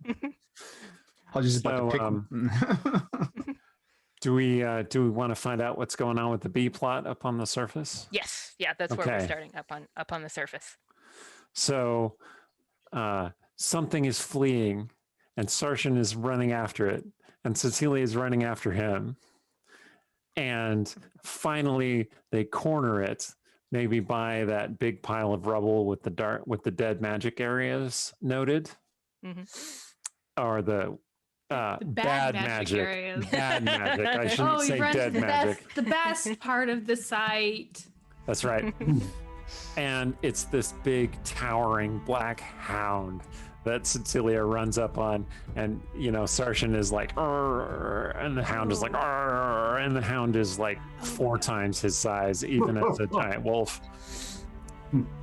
If Cecilia talks, I feel like we've thrown a curveball here. So if Cecilia jumps in front and be like, "Whoa, be cool!" to the enormous dog that is really way too big to be a dog, I'm assuming. Yeah. Yeah, it is huge. It's the size of like a riding horse. Mm-hmm. Yeah. Well, and Aaron knows if this dog. Is anybody prepared to do the other half of this conversation? I mean, I can do it unless somebody wants to jump in. I did not have this NPC prepped. Okay, so. cool. You could just wing it. The dog turns her head to the side. We're just passing through. Sarshan, don't do anything. What? Are you? I don't actually know if we should be fighting her. Are you from around here? Is this a language? Far away. Play? Play. Ooh, are you somebody's pet? Her tail starts wagging. Like there's smoke coming up from her tail. Okay. That's not her tail. Sarshan's tail starts wagging. Okay. Okay, so you two are clearly on the same wavelength here. I guess. What are you exactly? Except big. I am a protector. But this is my break. Oh my god, there's 2 of you. Rah! And she like leaps forward, and Sarshan leaps forward, and they start wrestling. Okay, Like- I guess I'll just be over here. Do you What feel is jealous at all? happening? Sarshan's like, I got it. No. Slightly worried that dog is gigantic. Yeah, it's like one of those situations where you have like a mastiff wrestling with like a border collie, and they're just, you know. But he clearly has too much energy. This is a problem. Like, you want to lay down and rest his brain injury. So at least this way, it's just gonna be like relatively contained, and hopefully they don't run off. If I look, I'm supposed to be looking at things with detect magic. Mm-hmm. If I look around, do I see what I'm supposed to be finding? Did Nissa tell me what I was supposed to find? I'm gonna move past that. Sorry. Well, We're just gonna was, look around to see if anything Yeah. was interesting, right? He was Anything busy looking magically stuff magical. up, but actually, look down at your feet first. There's sort of a little wink, not even magical, of metal. Oh, So interesting. if you want to, do I roll, or is it something? it's something. Oh, okay. Okay, I'll reach down and kind of brush it off and see what I got. So what it is 2 spurs. They look like maybe they were silver or something, so they're tarnished but not corroded. Oh. And they're kind of like hooked into each other. So again, they weren't probably dropped. It looked like maybe they were set aside somewhere and then got brushed out or something like that, because they're hooked into each other, so they would have got discarded together. Huh. Interesting. Cecilia is going to pull something out of her pocket, which is also just on my phone. Hang on a second. No, it's not on my phone. Damn it. I think this is on a piece of paper that Cecilia has been carrying around with her, that she might need something like this. And nobody technically told her what to do if she found something, so she's just gonna stick it in her pocket. And see if anybody asks her if she found some spurs around. Or maybe, I'm trying to remember the specific thing. Cast Was- detect archaeologist to see if there's any new- Spurs of a dead knight. She's like, not 100% sure how you tell if, she's pretty sure the knight's dead. Seems like a good bet. But she's not sure how you tell if they're knight spurs or squire spurs or whatever Myth Drannor has. But you know what? This list of stuff she's got is it's been weighing on her. So this is kind of feels like an omen. So she's gonna stick them in her pocket. And then she's gonna put the note on top in case they decide to go through her pockets. Pull the note out and pretend that was So it. she sticks them in her pocket, Mhm. and then she's aware of that black hound just looking at her. No. And Sarshan is nowhere to be seen. And the hound is Where like, did he go? I'm Lucy, by the way. Lucy, nice to meet you. She looks upward, and you see Sarshan like, What does that mean? Is he flying? Oh. Is he thrown? Oh my god. Lucy What? catches him Oh. and then tosses him up in the air again. No. Okay, I'm really glad you guys have made friends. But also, please be careful with him. Why is he breakable? Yes, he's oh god! Oh my god! Aha! Sarshan Whatever. rolls over. He goes, and he's back to his elf form. He's like, that was excellent. You are still recovering from some serious problems, and Yes, You be, like, a mental little problems, not careful. physical problems. okay, but combining them seems like a really bad idea. You'd think that. Oh, I'm gonna die. I'm going to die of freaking out about you breaking your head open. So Lucy turns her head to the side again, and Sarshan goes, no, no more of that. And he comes over and takes Cecilia's hands, and he says, "It's okay, really. I'm okay. I'm standing here, right here. I'm intact, intact." Do you want to look for some magic? Sure. Okay. So when you turn on detect magic, Mhm.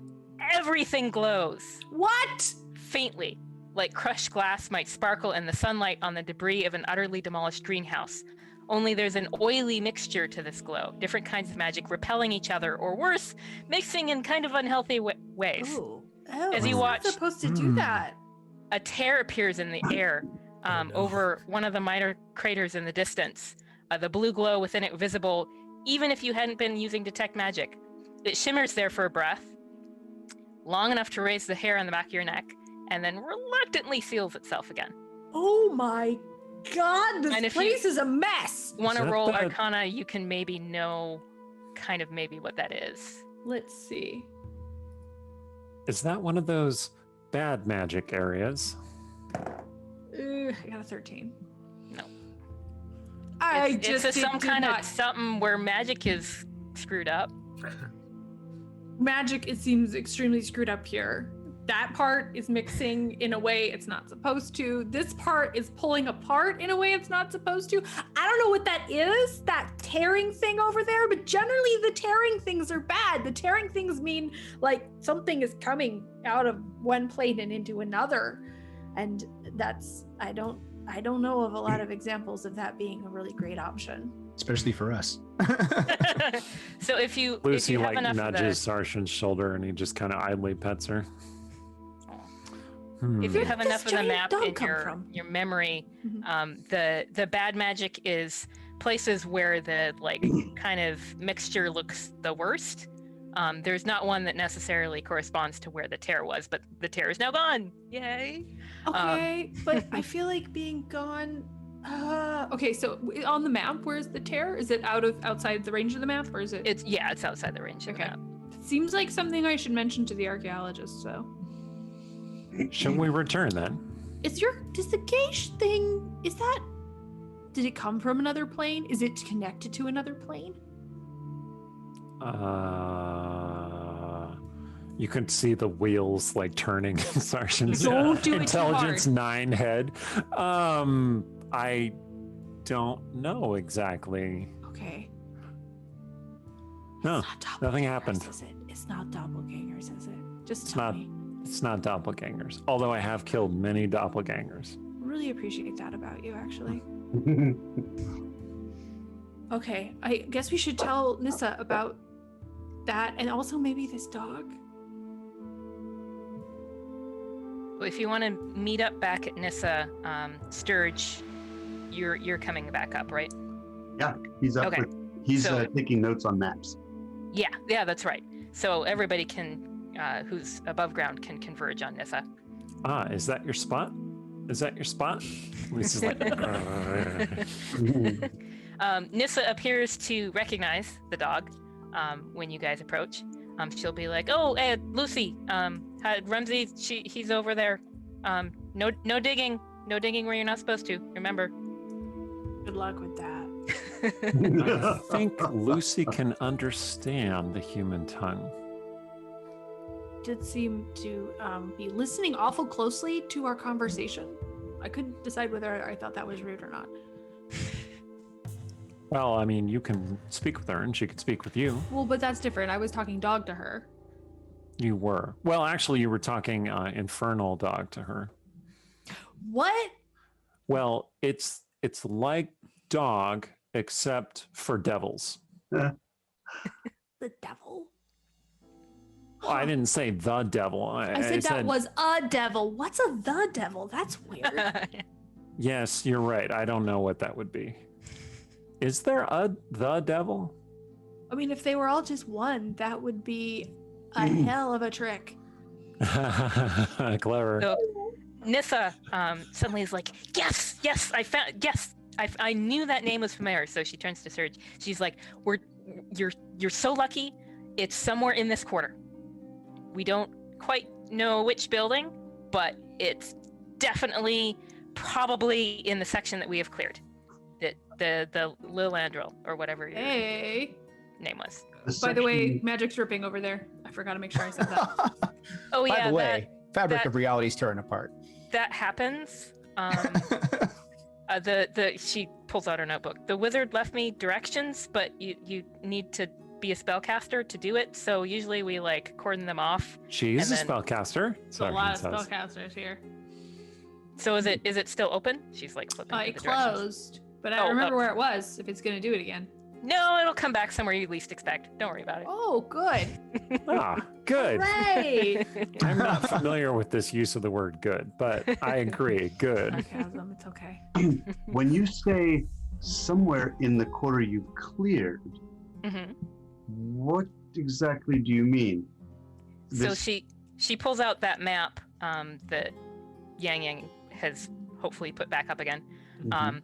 So she's pointing out to the various towers, and the tower with all the bad magic on it. She's like, maybe that's not a tower, so it's probably one of these three. But what I'd recommend is that we start with these two towers in the south, because and she starts talking about them. The southwest tower that was reconstructed in the late 14th century. Not much of the reconstruction had gone out this far, but that was one of the ones. And then the southeast foundation, you'll see that it's pretty cleaned up. That was a up to 8th century tower, but at the time of the reconstruction in the 14th century, they were doing the sort of cleaning out everything.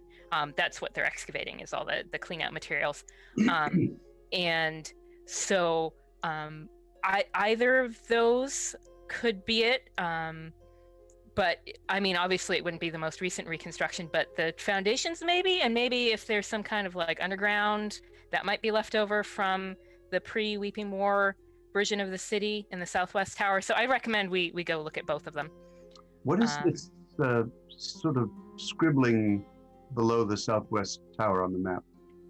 Oh, that was just we were trying to translate some elven on there, and it's not actually a word, so we think it's probably part of like a name, but we don't know like which part it. So. Well, let's go there. I'd like to see that. Okay. Do you want to come along? She's asking Cecilia. I'd Sure, like unless you have something else for me to do. Wherever I she would goes, I go. love to see where baby Stirge grew up. Aww. It's what exactly. I'm looking for my binky. If I can find my binky, I think a lot of my angst will be assuaged. Would that Artemis- fix a lot of problems? Artemisia has noticed that you guys are back, and so she's gonna reluctantly leave the guy to actually do his work at the field lab, and come over and sort of trail along behind, so that you're looking at things that aren't totally covered in dust. So as you go into the standing... Can I ask Artemisia a question? Yeah? Are you going to tell your dragon boyfriend about your archaeologist boyfriend? Well, but he's working right now, so... You have a dragon boyfriend? Sarshanas. Shoot, wasn't I supposed to say that out loud? Is he hot? Of course he's hot. He's a dragon. He's always hot. Because he breathes fire? Jen. I feel like when you roll Artemisia's boyfriends, it's like it's a 1d6 plus 5 at least.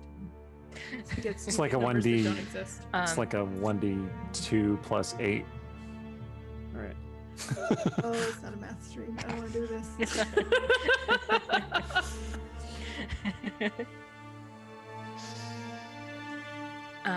So the standing tower, either due to removal by the original owners or later looters, the interior of the standing tower has been picked clean.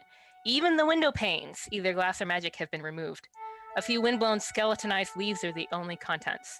Stairs lead upward to the remaining upper floors, but there's every indication that they will be in the same state, nothing more than stone and timber. The ground floor is one large space with the echo of its former elegance remaining only in the plasterwork. Intricately molded cornices and smooth, creamy expanses over most of the walls. The exception to this is the interesting part. Directly across from the entrance door, a circular area has been left nearly unplastered, revealing a painting on the original rendered stone. On first glance, it appears to be a portrait of two elves, inner hands joined and outer extended in welcome to the viewing visitor. The first elf is pictured with sharper features than the second. And if you look hard at the second, it might just begin to dawn on you that he might be a half-elf. Both men are fair-skinned and fair-haired, even before the painting was weathered, so their ears are hard to make out, and is sort of more the matter of imagination than anything. But Nissa bounces over, and she's like, "This is why we chose here to clear out and then excavate." You guys are frozen. Is my audio still going through? You're good. Yep. Yeah. Still see you and hear you. Okay, cool. Fortunately, my audio keeps going longer than my video does. Okay, this is why we're excavating here, because it's probably a half elf, and so maybe there are other half elves around here. And then she's like, "But come on, there's other old paintings." So she gestures, and above the portrait, but below the cornice, is a strip of original painting filled with smaller but intricately detailed figures. Perhaps it once traveled the circumference of the room, but now only two sides of uneven length remain to either side of the portrait. One has stylized metallic dragons, one of each color, sitting tall on their haunches with tails curled across the front legs like cats, plus one red dragon on the end. Perhaps more chromatic ones existed at one time or have been worn away. On the other side are similar stylized elven figures standing with their hands open at their sides, only vague suggestions of eyes and cheekbones, not clearly male or female. They are clearly representative of ancient dress and average coloration of various types of surface elves, with one exception. Beside the winged of Ariel is a gray wolf, sitting on its haunches like the dragons, with the brush of its tail across its toes. I love that the stylized elves still make a point to have cheekbones. Well, that's not a person unless you make sure you show the cheekbones. Some humans have those, but all elves do. And Nissa is so excited. She's explaining, maybe it continued farther on, to have more dragons, or it seems weird that it would just stop there with one chromatic dragon. But clearly something metaphorical is going on here, because they have elves, but then one of them's an animal. So maybe there were more animals that were mixed in with the elves on the other side. And I've heard. Celia's gonna look at Sergeant. I've heard of a variety of elf that has a peculiar affinity for canine. Perhaps it's what manner of elf is that, friend Stirge? I can't remember what they're called, but I'm certain I've read about. Why are we doing this? Cecilia, what do your eldritch eyes see? What? Do I see any magic? Just out of curiosity. Not any more than is outside, and it's actually a little bit better inside. Actually, and Nissa, I should have remembered when you told her about the magic. She mentioned that the reason that it's so bad outside is because the mythal that protected the city fell, and so basically it's sort of and it fell twice, because it fell after the Weeping War, and then that sort of faded away with time, and then it fell again. And so basically outside there's two layers of varying ages of magic. The power lines are down. Exactly. But inside was protected. The power lines are down. They tried to repair them. They didn't do a great job. Now the second set of power lines are also down. Okay. Exactly. So Artemisia is actually gonna go look at the wolf too, and just sort of quietly think about it a little bit. Cecilia's gonna lean over to Sargent and be like, her. "Is this a thing that you're not supposed to tell people?" She doesn't seem to know that. She doesn't know that you're a thing. What about Lithari? Yeah, is it a secret? I don't actually know. No, it's not a secret. Lithari, that's it. I remembered it. Sergeant doesn't whisper. Everything he says is at full volume. That's a good thing. That's the sort of elf. They have a great affinity for the canine species. That does not feel like an accurate description. Although I did at one point believe that was exactly it. Oh. He seems so happy though. Like, I hate to correct him. But isn't it possible that this could be a representation of that particular sort of elf, the Lithari? Does Nissa know Nessa? about that? Who's he asking? Nissa. Oh, Nessa. Oh, she's writing down madly, like Lithari, question mark, question mark, question mark. It would have been I a had long. heard about that before, but It would have been a very long time ago. My people didn't like cities very much.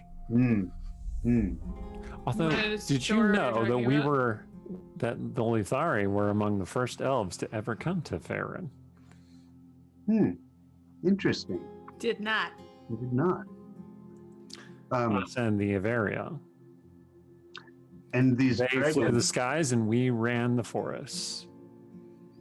For such was all that existed in those days. Just to clarify, Nissa, my fella here, is Lithari. That's why he's talking like this. You want to do, like, do a show her the thing? oh well. The thing? Or you just do But it before, into the before you leave, Turns maybe into a we wolf. can. That's why. That's Wag, why wag, I won't. wag. Oh, Scratches well, ears. before you leave, we have to interview you to see if your people have any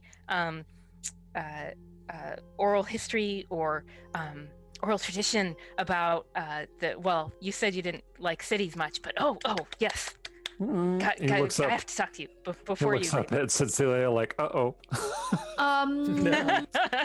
We'll see what he can do. He's real tired from the trip. He's recovering from an illness, and also he's a little forgetful.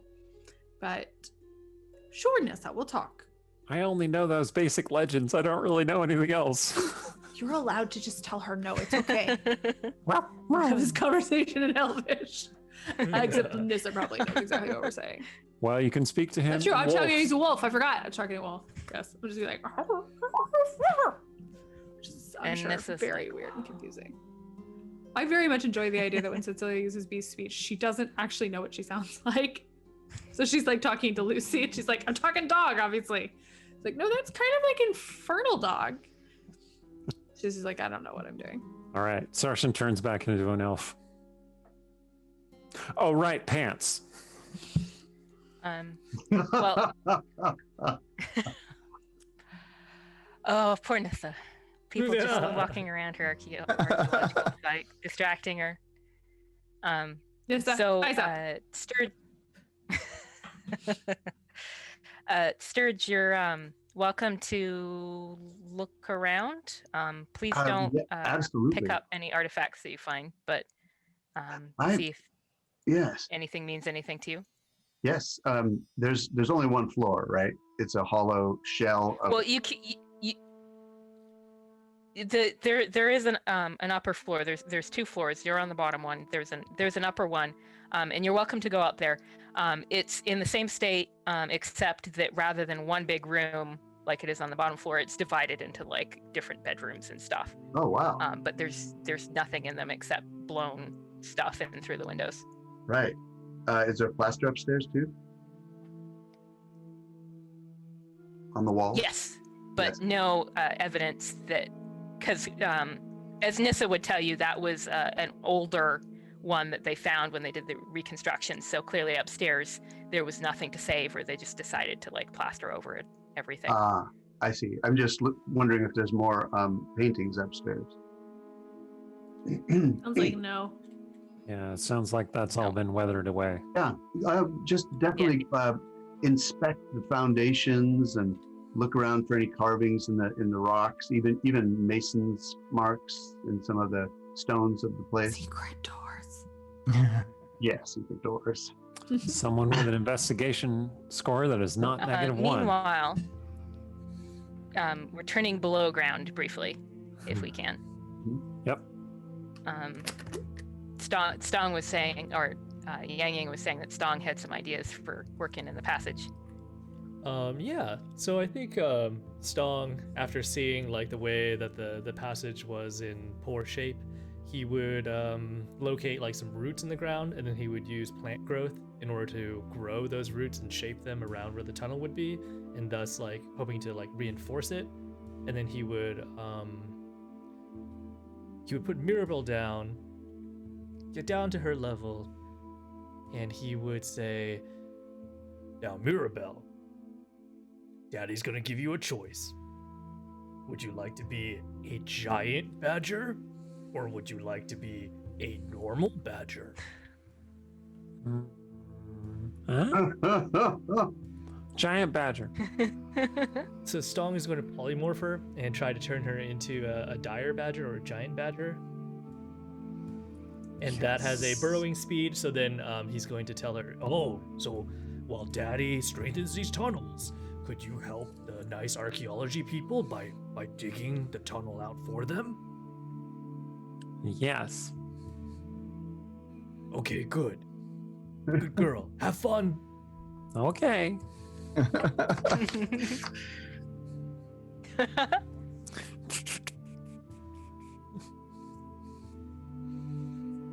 So when Janara hears the sounds of like digging happening, she's going to come and sort of start looking through the back dirt to make sure that there's not any like sort of artifacts showing up in a big way. That you're not like digging through something important. But she seems fairly happy, and she doesn't make you stop. So she must not be finding very much. So eventually, you make it all the way through, and you find yourselves faced at the end of the passageway with a locked door. The wood is thick, reinforced with iron bands, and while both are rotting or corroding away around the edges, the core remains immovable from around the lock and hinges. I have So- knock. Yeah, normally I feel like, we would just break right through this door, but this is an archaeology site, so maybe we should let the person in charge know, and they might have some special way that they want us to handle this door. What do you think, Dieter? Oh yeah, we should do it. Like however they want us to. I was just yes, and I can offer. I don't know. I have knock if they want me to try to help open it. That is something I can do. Or also, I don't know if we. See. Maybe the door is a legend. Oh yeah. The door Is there any like inscriptions around the door or anything? No.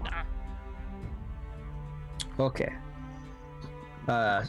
Doesn't say it's like staff Good, only so you're on going the to go door. back to Janara? Yeah. Yeah, so we actually found something. What do you do when you find a door that looks to be locked but delicate?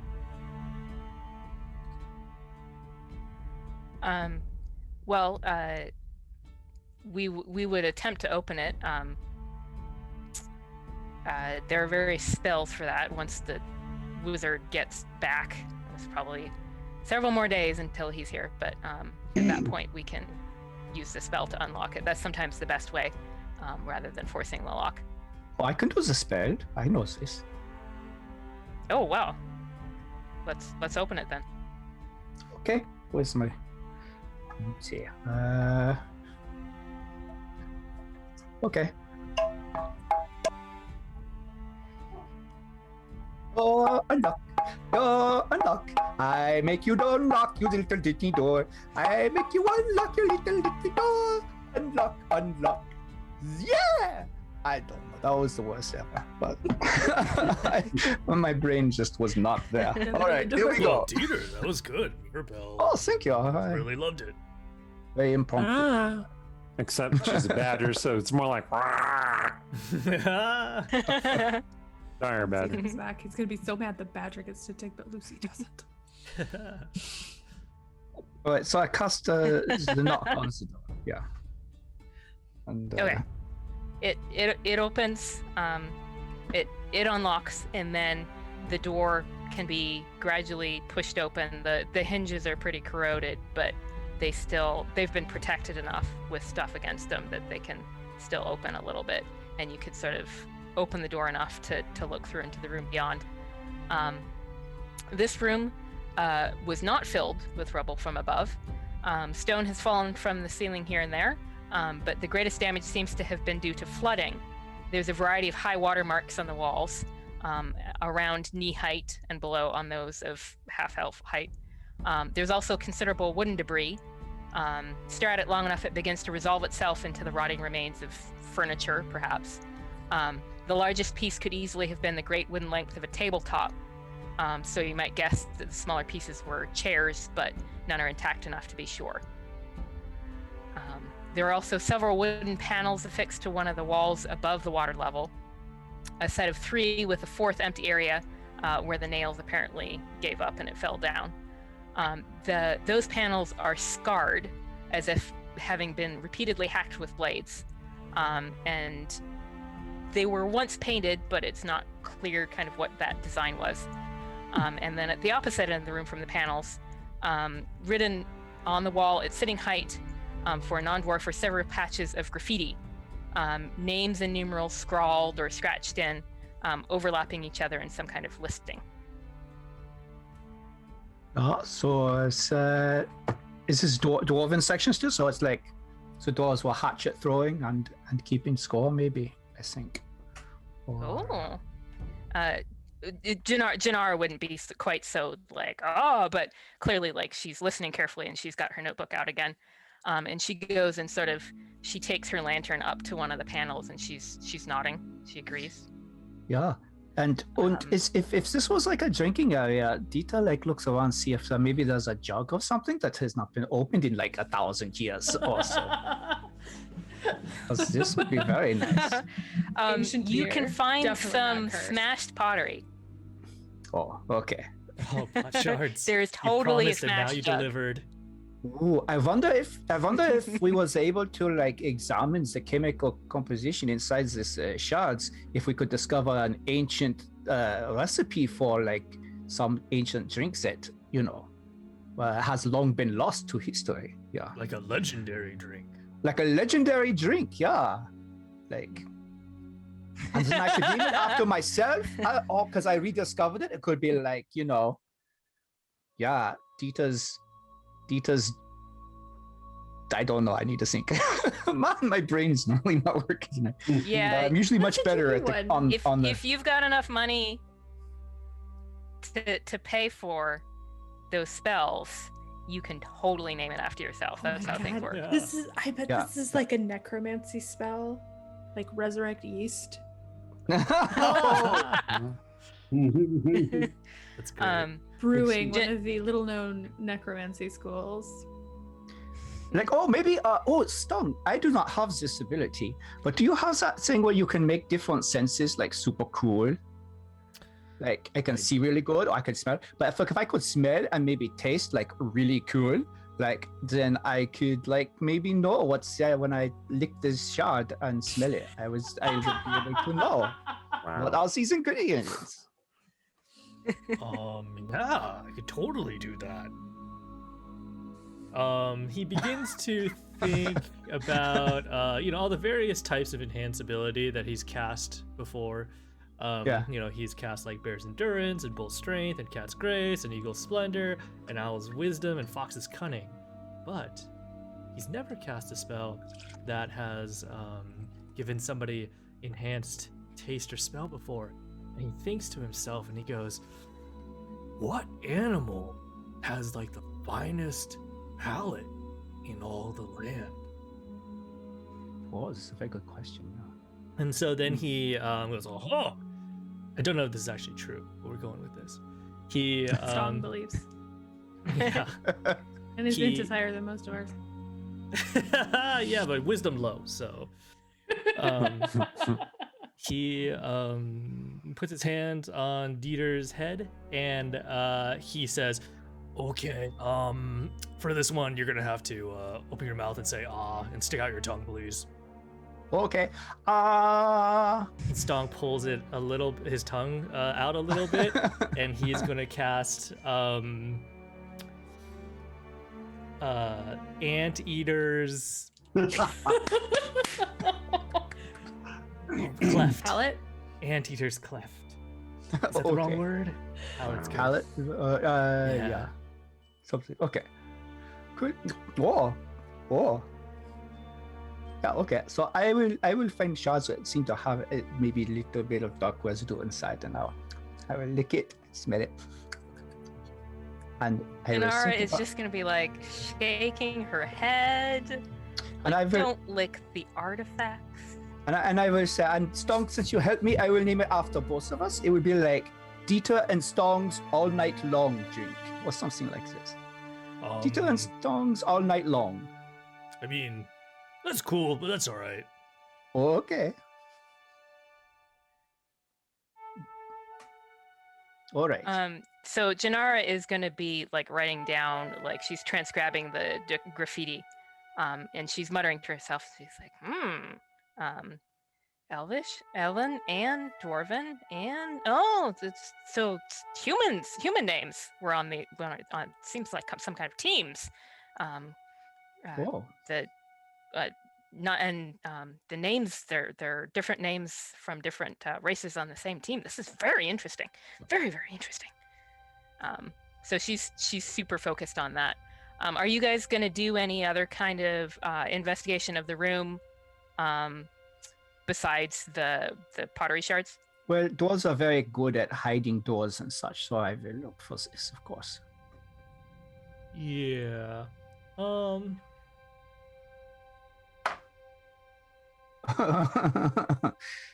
No. I mean, I don't even think I need to look, but I got like a 4, so 4 plus investigate. I got a 7. Yeah. Man, I thought about You're using too busy animate. flirting with Janara. Well, Anything. I'm respecting. So I don't think Shejana is very like she's not into what I have to offer. Yeah. So. I thought about using animate objects and then having them like write about their own lives, but they only get an intelligence of 3, so I'm not really sure what they could tell us. So let's not do that. I like the idea that the potsherds are just like potsherd. Yeah. They all claim to be legendary for sure. It So was a pot. yeah. So instead, I guess I will. I guess I'll just use True Seeing and then just see if I can see anything undetected or obscured by magic.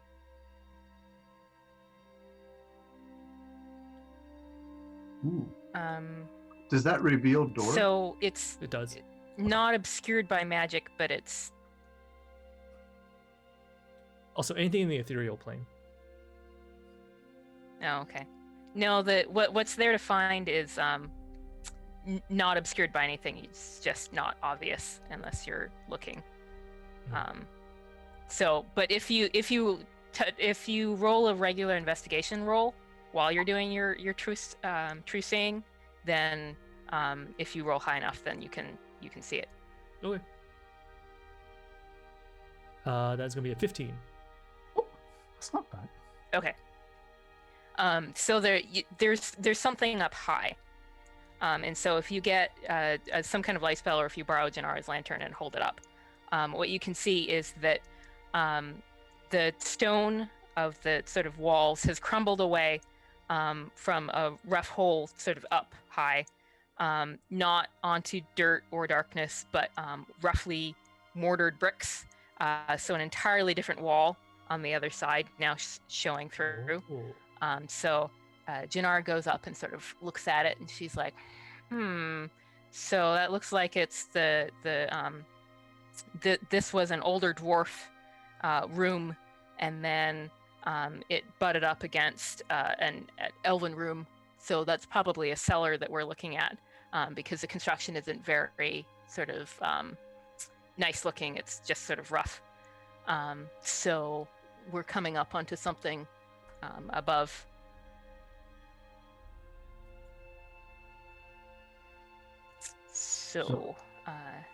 So this, what is the significance of this? Is this means that we are at the end of the dwarven section, or does this mean maybe that there was some secret dwarven elven thing going on, like between some dwarves and some elves? They were like Secret romance Well, passage. it means that like Yeah.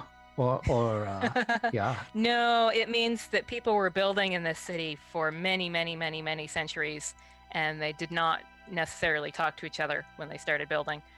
So either we're talking the original occupation of Myth Drannor, either the elves or the dwarves probably sort of ran into each other's building from either side, and then they just bricked up where they met and abutted, and then now that's starting to sort of crumble away, so you can see where they met. Yeah, that would have been the elves, because the dwarves are very good at construction. They would not just run into something like that. No. Well, I have a late So question. meanwhile, I have one last question, if I may. It'll be quick. So, this is kind of a little late, but you said you really don't like bandits around. But how do you feel about raiders? Do you saying maybe you find them welcoming? Like perhaps you welcome raiders? We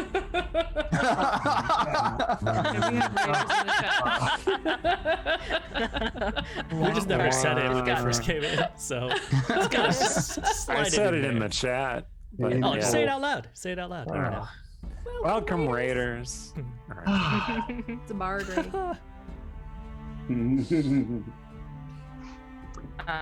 So upstairs, above ground. So there's been not too much for you to find, unfortunately, Stirge. So before you spend too long, Nissa suggests that you go and try the cleared foundation. And is that the one that with to the southeast? Right. Oh yes. Okay. Good. The one with the bad magic and Not with all the bad magic. No. Doesn't it have a little bad magic? Yes, but Yeah. it's not the like massive Right. pile of bad magic. Don't go in that spot right there. Yep. It's doing a weird like Basically. thing. Okay. Yes. Can you see that bad magic? I assume I can. What's it look like? Yeah. Like I said, it's doing that. Huh. It's like it's trying to peel apart and also combine. And it's not supposed to. Oh, that's bad. Okay. It's not good. So definitely want to examine this rubble for more like engravings, painting. Again, probably less likely paintings, but maybe some engravings. And also, these kinds of places always have a trapdoor to the cellar. So maybe that got buried and we can find a hollow spot where we could dig up a trapdoor, or maybe we can walk around until someone falls through a thin spot. That will work too. Wow. Can we assist by making investigation checks? Yeah, I was thinking that. Well, so first I'll describe the foundation for you, and then yes, we'll have Okay. some investigation checks. The center of the cleared foundation is lumpy and uneven. Brush some of the grass aside, and the looters' pits become obvious. Some are several feet deep, waiting to turn an ankle, and the spoils piles, the dirt dumped off from the pit wherever it was convenient, are everywhere. Here and there are what might initially look like artifacts, but instead are modern objects. Chicken bones, broken wine bottles, and in one Eat place that. an entire wooden handle splintered at the end and likely from a shovel. So as you're going around this foundation, it is low enough that you can step over it, but there is also an open area where the doorway once was. So I kind of know, like, how are you approaching it? Are you going through the doorway? Are you stepping over? How are you doing that? Probably go through the doorway. Look to see if Aha! there are. Is there like a arch, like a standing arch left? No, basically, like, it's sort of, I don't know, knee height-ish where the stones are. So there's like a space. Like, there's the wall on this side and the wall on that side, and the space between is the doorway. Mhm. However, when Stirge walks through, magic fizzles and sparks along the outline of a door that is long gone, and a neutral voice speaks in Elven. Open for friends of Lillandrill. Then, with a final pop, the magic is gone, and the normal wind and animal sounds of Myth Drannor return. Oh my god! Oh, There was a doorbell. I just heard it. Do we all hear it? Did everyone hear that? Yes. Oh my. Looks like it's gone. Like the spell stopped. I'll walk through it again. Hey, Yeah. is this your house? When you look for magic against the background, there's no spell remaining there. This is Except that it. spot over there. Don't touch that. All this is mine. Congratulations on your rock house. Didn't bring a housewarming gift. You know, but Nissa's eyes are like really big, and she's like, what did, no, can you at least let us look at anything you find? of course, I'm kidding. Because we want to take notes on it. It was ironic. You see, from your perspective, Don't scare this me. is precious. From my perspective, it's a pile of rubble. So why not? I'll share my rubble, especially if you happen to find anything that will tell me more about my family.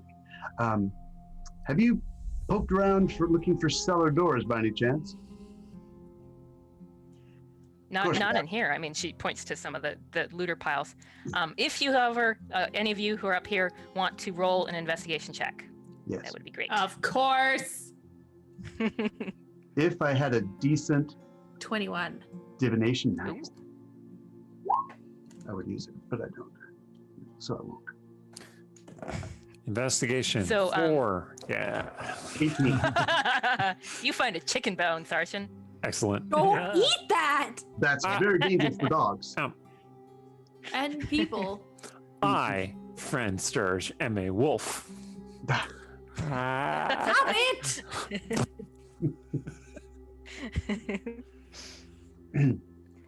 So Cecilia and whoever else has got a decent investigation. What you want to do is imagine this tower as if it were identical to the one that's standing. Think about where the stairs were on that other one. And here, if you imagine the stairs in the same spot, there's a final stone step in this tower foundation among the overgrown glass in approximately that spot. And the dirt has been scraped away from it by a looter who clearly gave up in disgust because it's a stone on the floor. They don't care. So if you think about it, based on where you'd kind of put the cellar stairs going down with the stairs going up, there is an opening there that at first appears to be yet another looter's pit with kind of darkness at the bottom. But if you sort of scrape back the dirt around it or, kick it downwards, then you get fully revealed stairs. Oh, Stirge. Down the down. oh my God. He grabs her arm and holds it really tight and says, "Oh my God, Oh my God. are we gonna go?" We're absolutely gonna go, right? I think. Which Okay. god? Okay. Sarshan asks. I just say that when I mean all three ladies, because that's a Rashemi thing. It's just Right. Mhm, faster. mhm, mhm. It's definitely a thing we say in Rashomon. Have you been Definitely. to Rashomon? Okay. I couldn't say. Time out. Wait, hold up. What? I can see in the dark, though. Let's go, friend Stirge. This gauge is gonna kill me. I swear to God. Let's go in. I'm gonna keep a note of that though. Gonna remember that. Okay, we're gonna take it very So slow. Examine every. the room at the bottom of the stairs could not be more clearly a wine cellar if the words were etched over the lintel. They are not. But Oh, it could not be. I was like, are they? Wooden shelves have It rotted says in away. Elvish, it's wine o'clock.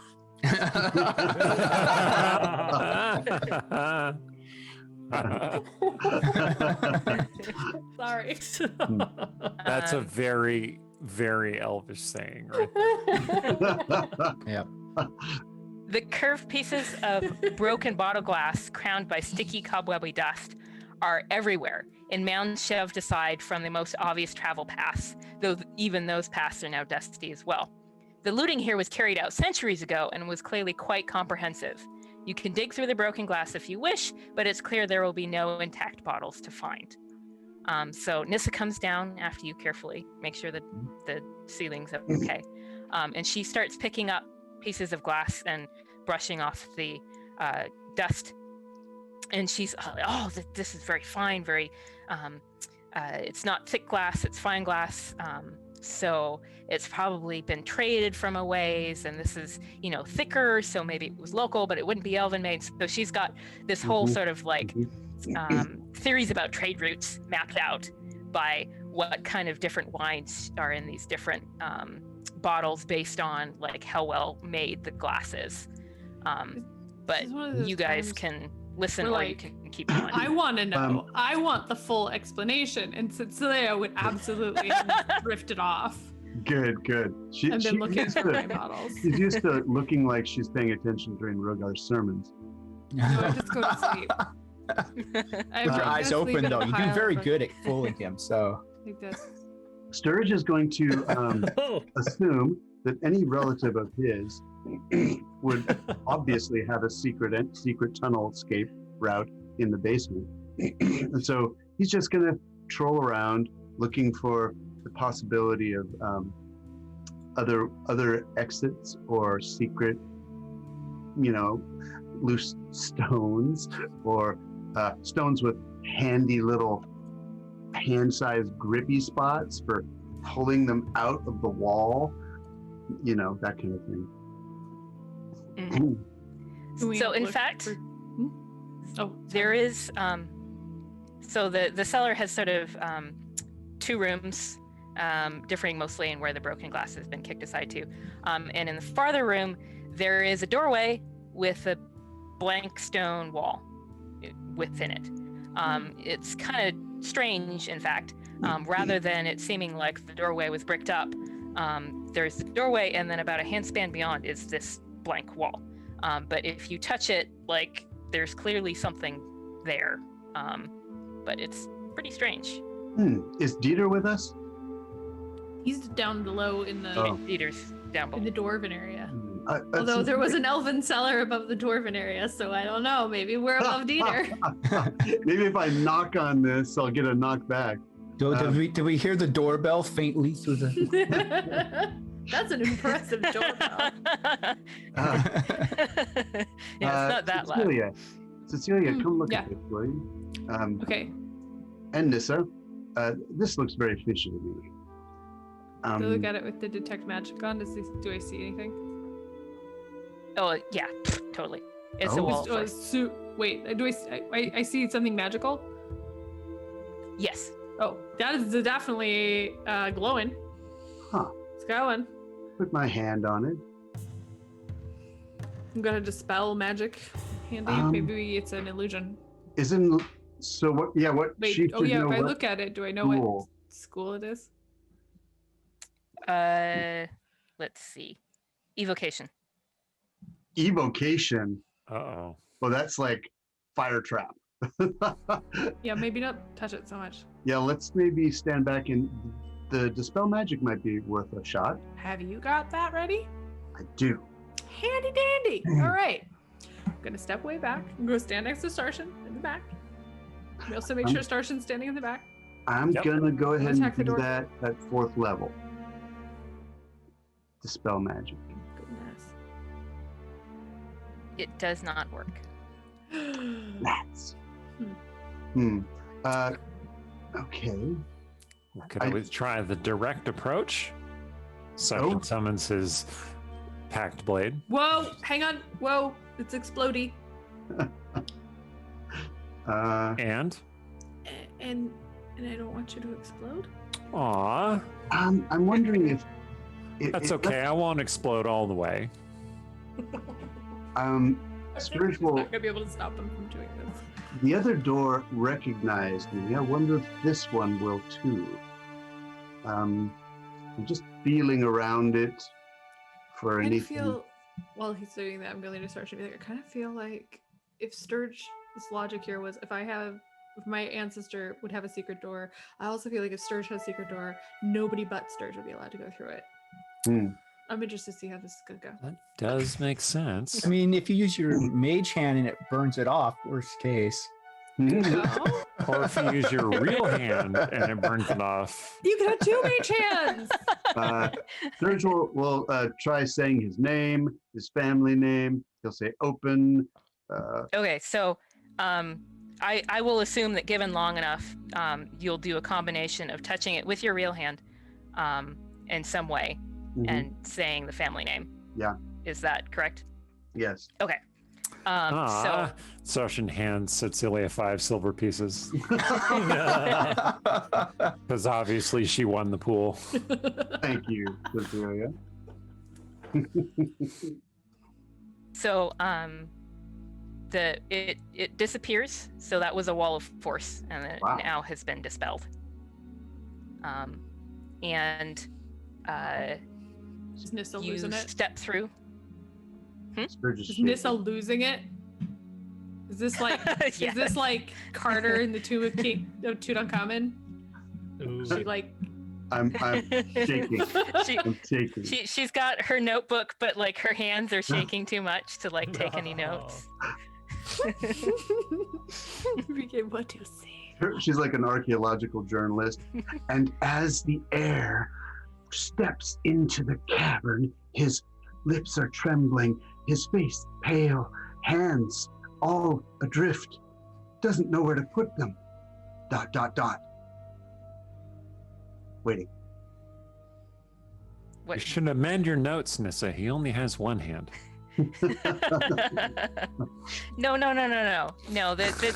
It's definitely the scrawl that's sort of like, what century would this be from? And could it have been, the spell could have, lots of little notes. So insulated somewhat from the elements and above the risk of flooding, this small closet has brick walls and does have a few wooden shelves remaining. Also at the back, there is a largish kind of carving, like sort of head height on a half elf or an elf. Perhaps this protected space was intended for rare vintages, but no wine bottles are there now, either intact or broken. And besides the statue, on the floor is a carrying basket, packed and ready to sling onto a wagon immediately, centuries ago. From the top, it looks like it contains solely somewhat rodent-gnawed blankets, but dig into it a little and the fabric resolves into a carrying sling and tiny clothing, laid gently on top of a rattle and a soft dolly with embroidered pointed ears. That's tragic. How cute. A wall of force kept raiders out, but not rodents. It is indeed tragic. Cecilia, can you Yes. use your eyes in here? Okay, I look around. Is it magic? Is it a magic lovey blanket? Oh, the staff. Oh my god! normal. Oh my The- god! If there are not baby blankets that make them nap, I swear to God, I don't believe anything in this world. The first thing a parrot wizard is gonna enchant. Oh, the F to sleep blanket. The statue thing is also magical. Wait. That one. Eric knows What else this is? No, The dude. statue and what? So give me a second. I want to tie up the basket. So nothing in the basket is magical, but Nissa like focuses on it, and she starts like muttering to herself. She's like, what if this is from the time of the Weeping War, and they were gonna escape, but then they didn't escape? Did the baby die, or maybe they got the baby out some other way? So clearly, like, she sort of left her sort of professional distance behind and is getting into this full-on imagination about what happened to this elven baby centuries ago. Possibly the rats ate the baby. Oh, Sarshan. Seems unlikely, Sarshan says. Dark. You'd think there would be bones. Definitely Yeah, gonna I give think that the rattle a shake. my headcanon and, is definitely they got out and then they're like, oh no, we left Mr. Snuggles behind. Oh God, what are we gonna There's gonna be no living with the baby after this. do? We'll have to stop and lurk and buy a new one and pretend that Mr. Snuggles ran away ahead of us. My Snuggles. blankie! My blankie! Where's my blankie? Mr. Snuggles went to a farm upstate. You can't visit. He's very happy there. So Dieter and Stong, you faintly hear voices. Maybe they're coming from back behind you where the excavation is going on, but it's kind of hard to tell. There's but some more voices. You're hearing voices. So the. Can I roll a perception to try to figure out what language or if I recognize the voices? Sure. Yeah.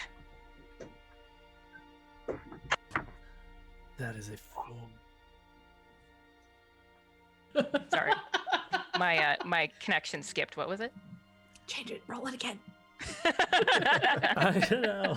It's a big old whopping 4. Okay. And detail That was a rolled- natural 1. Oh no. What is it? Perception. So 15. Oh, okay. So I would say Dieter can tell that it maybe not anything about the language, but that it's definitely coming from behind where the bricks are. So some kind of upper room or upper cellar. So based on the fact that your friends were poking around above ground, it is not super hard to guess that maybe that's them on the other side. Is we probably don't. So I mean, we could message in that direction if we knows the direction they are and we hears the voice, right? We could say. If you know the message cantrip, yeah. I do. Well. I do know the message cantrip. So, but I feel like maybe Stong would be the one to do it because he would know. He does it all the time with Stirge, yeah. So. Yeah, I mean, if you we can want, both do it. Yeah, Sure. Whatever. Okay. Message. Message. Hello. This is Dieter. I think we are right, like below you, and next to you. Do you need us to come up? Is that me? Yeah, which of us are you trying to hit? Yeah, I think I would go for Sturge because I know Sturge was going look for his family stuff. Where Spell are penetrates a foot of stone. Are the walls thicker than a foot? Oh, probably. No, because it's just the brick that remains, and it was sort of just bricking up the cellar. They're not doing like huge castle walls, Understood. meters thick full of brick. They're not worried about We invaders are- tunneling into their wine cellar. More fool them. We are under my familial tower, or what remains of it.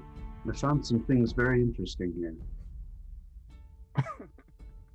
In the meantime, Stong is going to just point up. I diafated it, so he's going to hit Cecilia, and he's going to say, "Are you people?"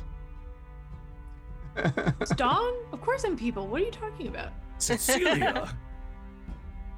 Yeah. Are you? Where are you? I just keep messaging her. We're right underneath you.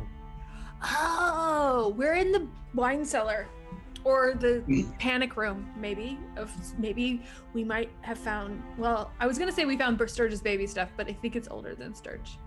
Except he keeps doing that weird "I'm immortal" thing, so I don't know what's going on. I shook the rattle to see if it rang any, bells from ancient childhood memories. But No, You don't spontaneously Nissa start seems crying. pretty certain from the style of the blankets and stuff that this is from the Weeping War, maybe more. Tell me so about way this back statue. before the reconstruction of the city. Tell me about. Okay, so the statue. You gotta brush off like a whole bunch of dust, and then once you do, it's like really, really fancy. It's a block of golden marble, carved in the shape of a kneeling elven matriarch holding a bowl in her cupped hands. Though it has been worn over the centuries, and the features of the figure have faded. It's nearly life-sized for an elf woman, and looks like it weighs a lot. And it looks like it was sort of like shoved in here. You're not quite sure when. The basket was sort of tucked away on a shelf, or on the ground under a shelf, and the font has sort of been shoved and kind of broken some of the wood shells behind it. It seems like by then the wood shells were fragile. So probably however old it is, the font was added later than when the shelves and the basket were in this room. Stirge is going to cast Identify on this statue to figure out what its purpose was and how it was used. Want me to click on that so you can read? Oh, you're not in roll 28. No. I'm just gonna look it up. Okay. So that's Eric's call because this is Eric's artifact. Oh.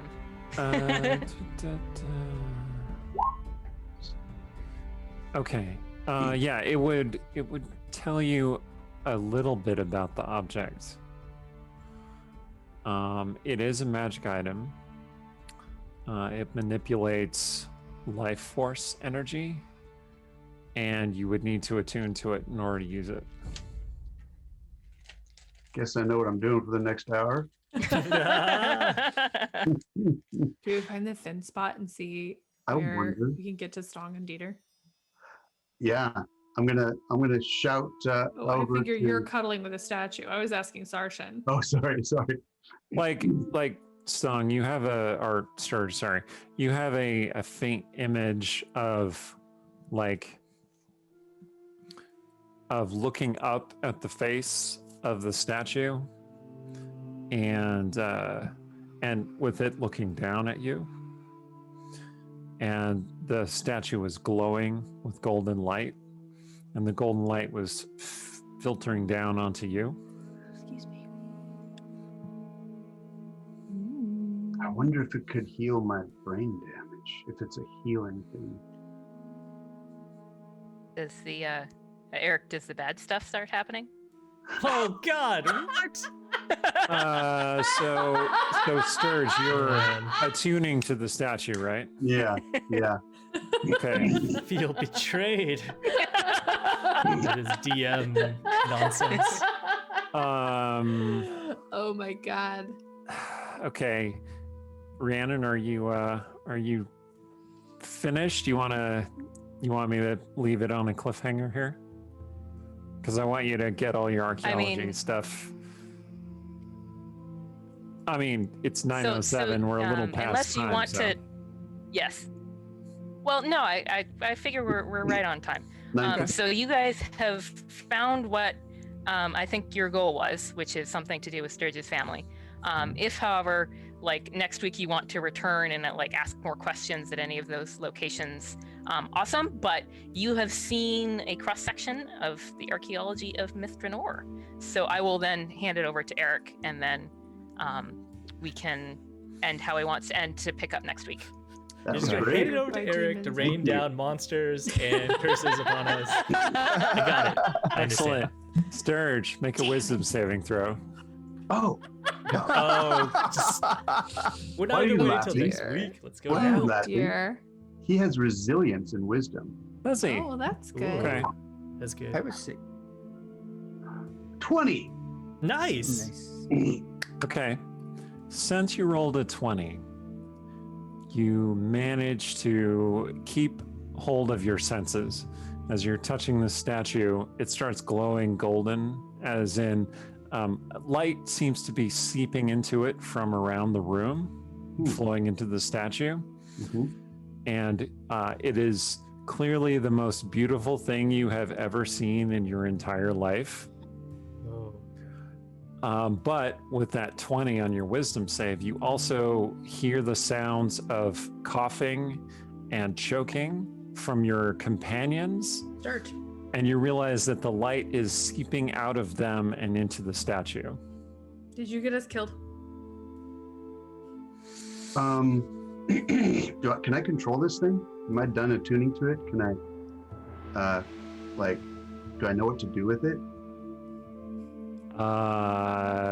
No, you're not done attuning to it, but you seem to have activated it again. Okay. If I take my hand off of it or whatever, it doesn't stop. Light keeps seeping out of everyone. So yeah, you should get out of here. Probably everyone except Stirge. You feel this sense of deep unease. You become very hungry and weak, and breath becomes hard to come by. Oh, shit. I'm going to need you all to make a Constitution saving throw, please. Even the people downstairs. It's just me. Oh, yes. Isn't it? Oh, okay. I was It's the like, people you mean downstairs me? too, and the archaeologist. Oh, he's gonna Oh, kill all poor your Nissa. NPCs. Well, so since Nissa is here, Artemisia is, I'm going to say she's still looking at the Lythari painting or whatever. Natural one. The archaeologist, I You don't don't know have how to to make it your up, save, but she's... Stirge. It's not affecting you. I'm gonna Oh. use my inspiration because I don't I got a think that would've 21 worked. total. Okay. I'm feeling 17. feeling pretty good. The Okay. archaeologist got an 18 rolled. Oh, you kidding me? I used So my it's just inspiration. that's- I rolled exactly the same thing. Oh, no. Oh no. So what was your result, Aaron? 10. 10. Okay. At least Ramsey's here, so I can switch characters. Well, Give her you're the next to Sarshan, so you get an additional 4 bonus on your saving throws. okay. Because paladins are awesome. I'm just All saying. right. But that's still not enough I to was actually gonna say, succeed. but a 14 So- is probably still not enough. And he doesn't succeed either, in fact. Well, that's man. not better. And both of you lose 1 hit die, I don't. as though you had spent it to recover hit points, but you don't actually recover any hit Hmm. points. So this statue borrows hit die. Borrows, as in takes. Well, they're not using them. I mean, come on. Okay. But Stirge, yeah, Life everyone, you're potential. still feeling weak and kind of gross around the thing. Stirge, Daza gave you inspiration. I got inspiration from Umbra. Thank you. Awesome, Daza. Thank you. The archaeologist is a little woozy on her feet, and she's like, "What's happening?" What you did should you probably leave. do? Did You it should stop? probably leave. I have to have words with this statue on privately.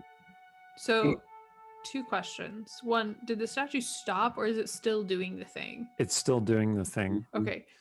Is it? How far is it to get out up the stairs? So you're just gonna flee away from Well, it? I want to know first if fleeing away from it, because then my second option Well, is you don't know, so I you came could- down the stairs. How do I not know how far it is? Oh, you mean how far is the Yeah. stairs from Yeah. How you? long will it take me to run up the stairs? Oh, okay. Rhiannon would be able to answer that. So there's a little closet room, say 5 feet, and then, or 10 feet, you wouldn't all fit in there. And then 2 wine cellar rooms. So say, by the time you get to the top of the stairs, say you've gone like 50 feet or so. Okay. So you could dash. Man, I feel like Cecilia would be very. You know what? I'm gonna roll a die of fate. Hi. We're gonna just leave, like Sturge is yelling about, and sounds like an excellent idea, or at least Cecilia is going to, and then we'll see what Sarshan and Nissa do. And Lo, she's gonna blast a hole in the wall in the direction she thinks Stong was, because that seems like it'd be faster, Okay. even if it's not better. Wait, before I do this, are you gonna argue with me about whether or not Eldritch Blast can do damage to walls? No. The integrity of the dig site. The integrity of the me. And I rolled a 2, so she's definitely gonna mess up this dig site. Sorry. We got 1 per session. Yeah, you did it. David's to the left. All right. All So right. you start blasting. I'm gonna blast a hole in the wall and just get out that way, because running past the statue sounds like a terrible plan. Do you shout, "Stay away from the wall" or anything? No, because it's sucking the life out of me right now. Right, yeah. And Dieter, you seem very nice, but I'm not thinking about you right now. Oh, totally. So is it 23 with the first one? Do I need to roll damage to the? I don't know. Okay, you start blasting through the wall. It's 23, Sarshan. 13, and a 30. Okay, cool. Well, a crit. I crit it. Yeah, you start making a big hole in the wall. I think Sarshan's goal would be to rescue you, as in get you away from the statue. I made a hole. So he is also going to start blasting the wall like you. His Eldritch blasts are not as impressive as yours, but he's trying. You know what? The support is appreciated. When you're flinging Eldritch blasts at a wall, is anybody really paying attention to which one's which? So eventually you, it takes a while. Oh, well, as soon as it starts taking a while, I feel like Cecilia would be like, forget this and run up the stairs. Yeah, it's going to be at least a couple of rounds for it to happen. No, if it doesn't do it in the first round, forget it. I'm running out of here. Sorry, All Nissa, I wrecked your site for no reason. Also, we should grab Nissa. All right, Sarshan grabs Nissa. Good. We can Misty step the last Oh. bit. Also, then- Stirge, you should probably leave, but you're a grown person. I'm going to let you do this.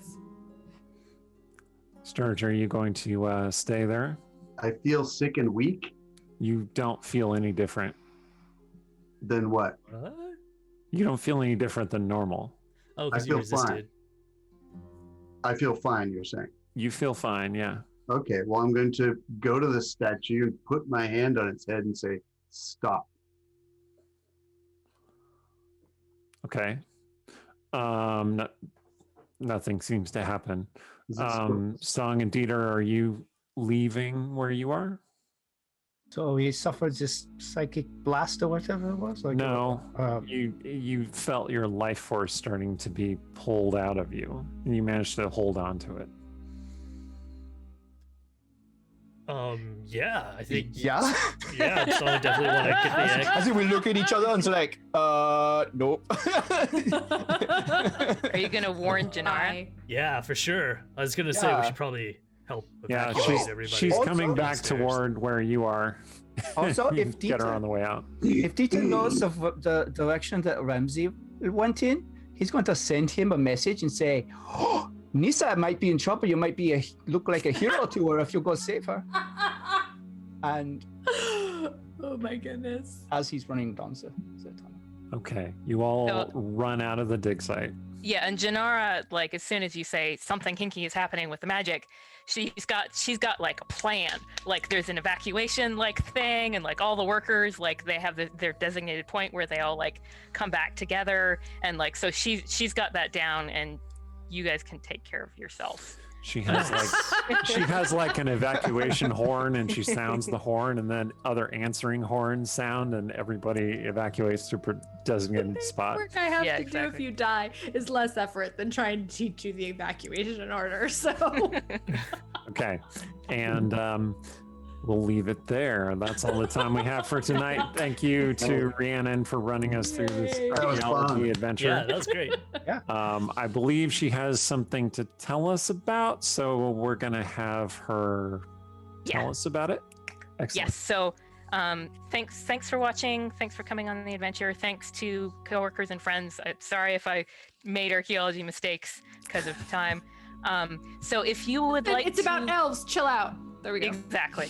Well, and if you would like more archaeology, I have written archaeology of werewolves. So I have a couple of novellas where they excavate a werewolf archaeological site. And I'm going to put the link to that in the comments, in the chat in just a second when I stop talking. And it is on sale for 1 week. It is only $2. Cool. So pick that up. And if you have specific archaeology questions for me, join our Discord and get in the stream chat. I can't promise it'll be tonight. I'm going to probably go collapse. But tomorrow I will get back to you and I can answer any archaeology questions you might have. So thank you. Cool. I have been Eric Scott to be a round of applause for Rhiannon. Thank you very much. This is Yeah. great.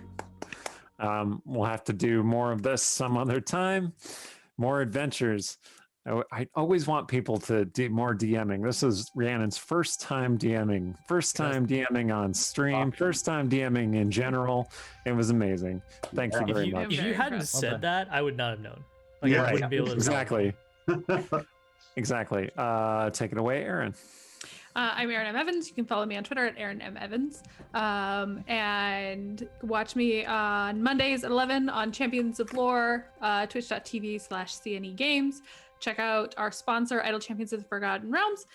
Check out Bardic Inspiration, Volume 1, which is out today, full of excellent songs. I will tell you, as much as I love Brimstone Angels Go Go Go, and I really do, I think Drop of Time might be my favorite. It's like the Strahd ballad. It's so good. Hi, I'm Ying Wang. I am a writer and a filmmaker. So I'm going to talk about two things. So first of all, today is Trans Day of Visibility. So I asked Rhiannon, like, what is a charity that is like that she would like to highlight today. So she chose the National Center for Transgender Equality. Please type in !charity to get a link to their website and a short description about what they do. But I'm also going to read their mission and tell you a little bit right now. So first of all, the National Center for Transgender Equality advocates to change policies and society to increase understanding and acceptance of transgender people. In the nation's capital and throughout the country, NCTE works to replace disrespect, discrimination, and violence with empathy, opportunity, and justice. And they're doing this through 4 different projects that they have going on. One is the Racial, Economic, and Justice Initiative. 2 is the Trans Legal Services Network. 3, they created a Voices for Trans Equality group. And 4, they specifically have programming to help families for trans equality. So please check out their website, take a look, and please consider supporting them if you can. So the other thing is I have to pick a giveaway winner. And so now we are officially going to close the entries, and our winner is going to be Shinovina. Congratulations. Hey. Yeah, I will message you, and then we'll get the information, and you can pick a die, and we'll get that shipped out to you. Right on.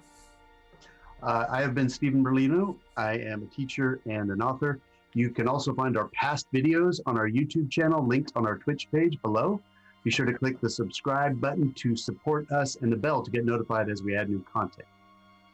And I'm Randy Henderson, and the adventure continues over on our Discord. Hop on over there and continue the chat about the stream, about sleepy baby blankets and everything else. And then check out our website where you can find info on the players, characters, our books, lots of other cool stuff, bonus content, letters, thank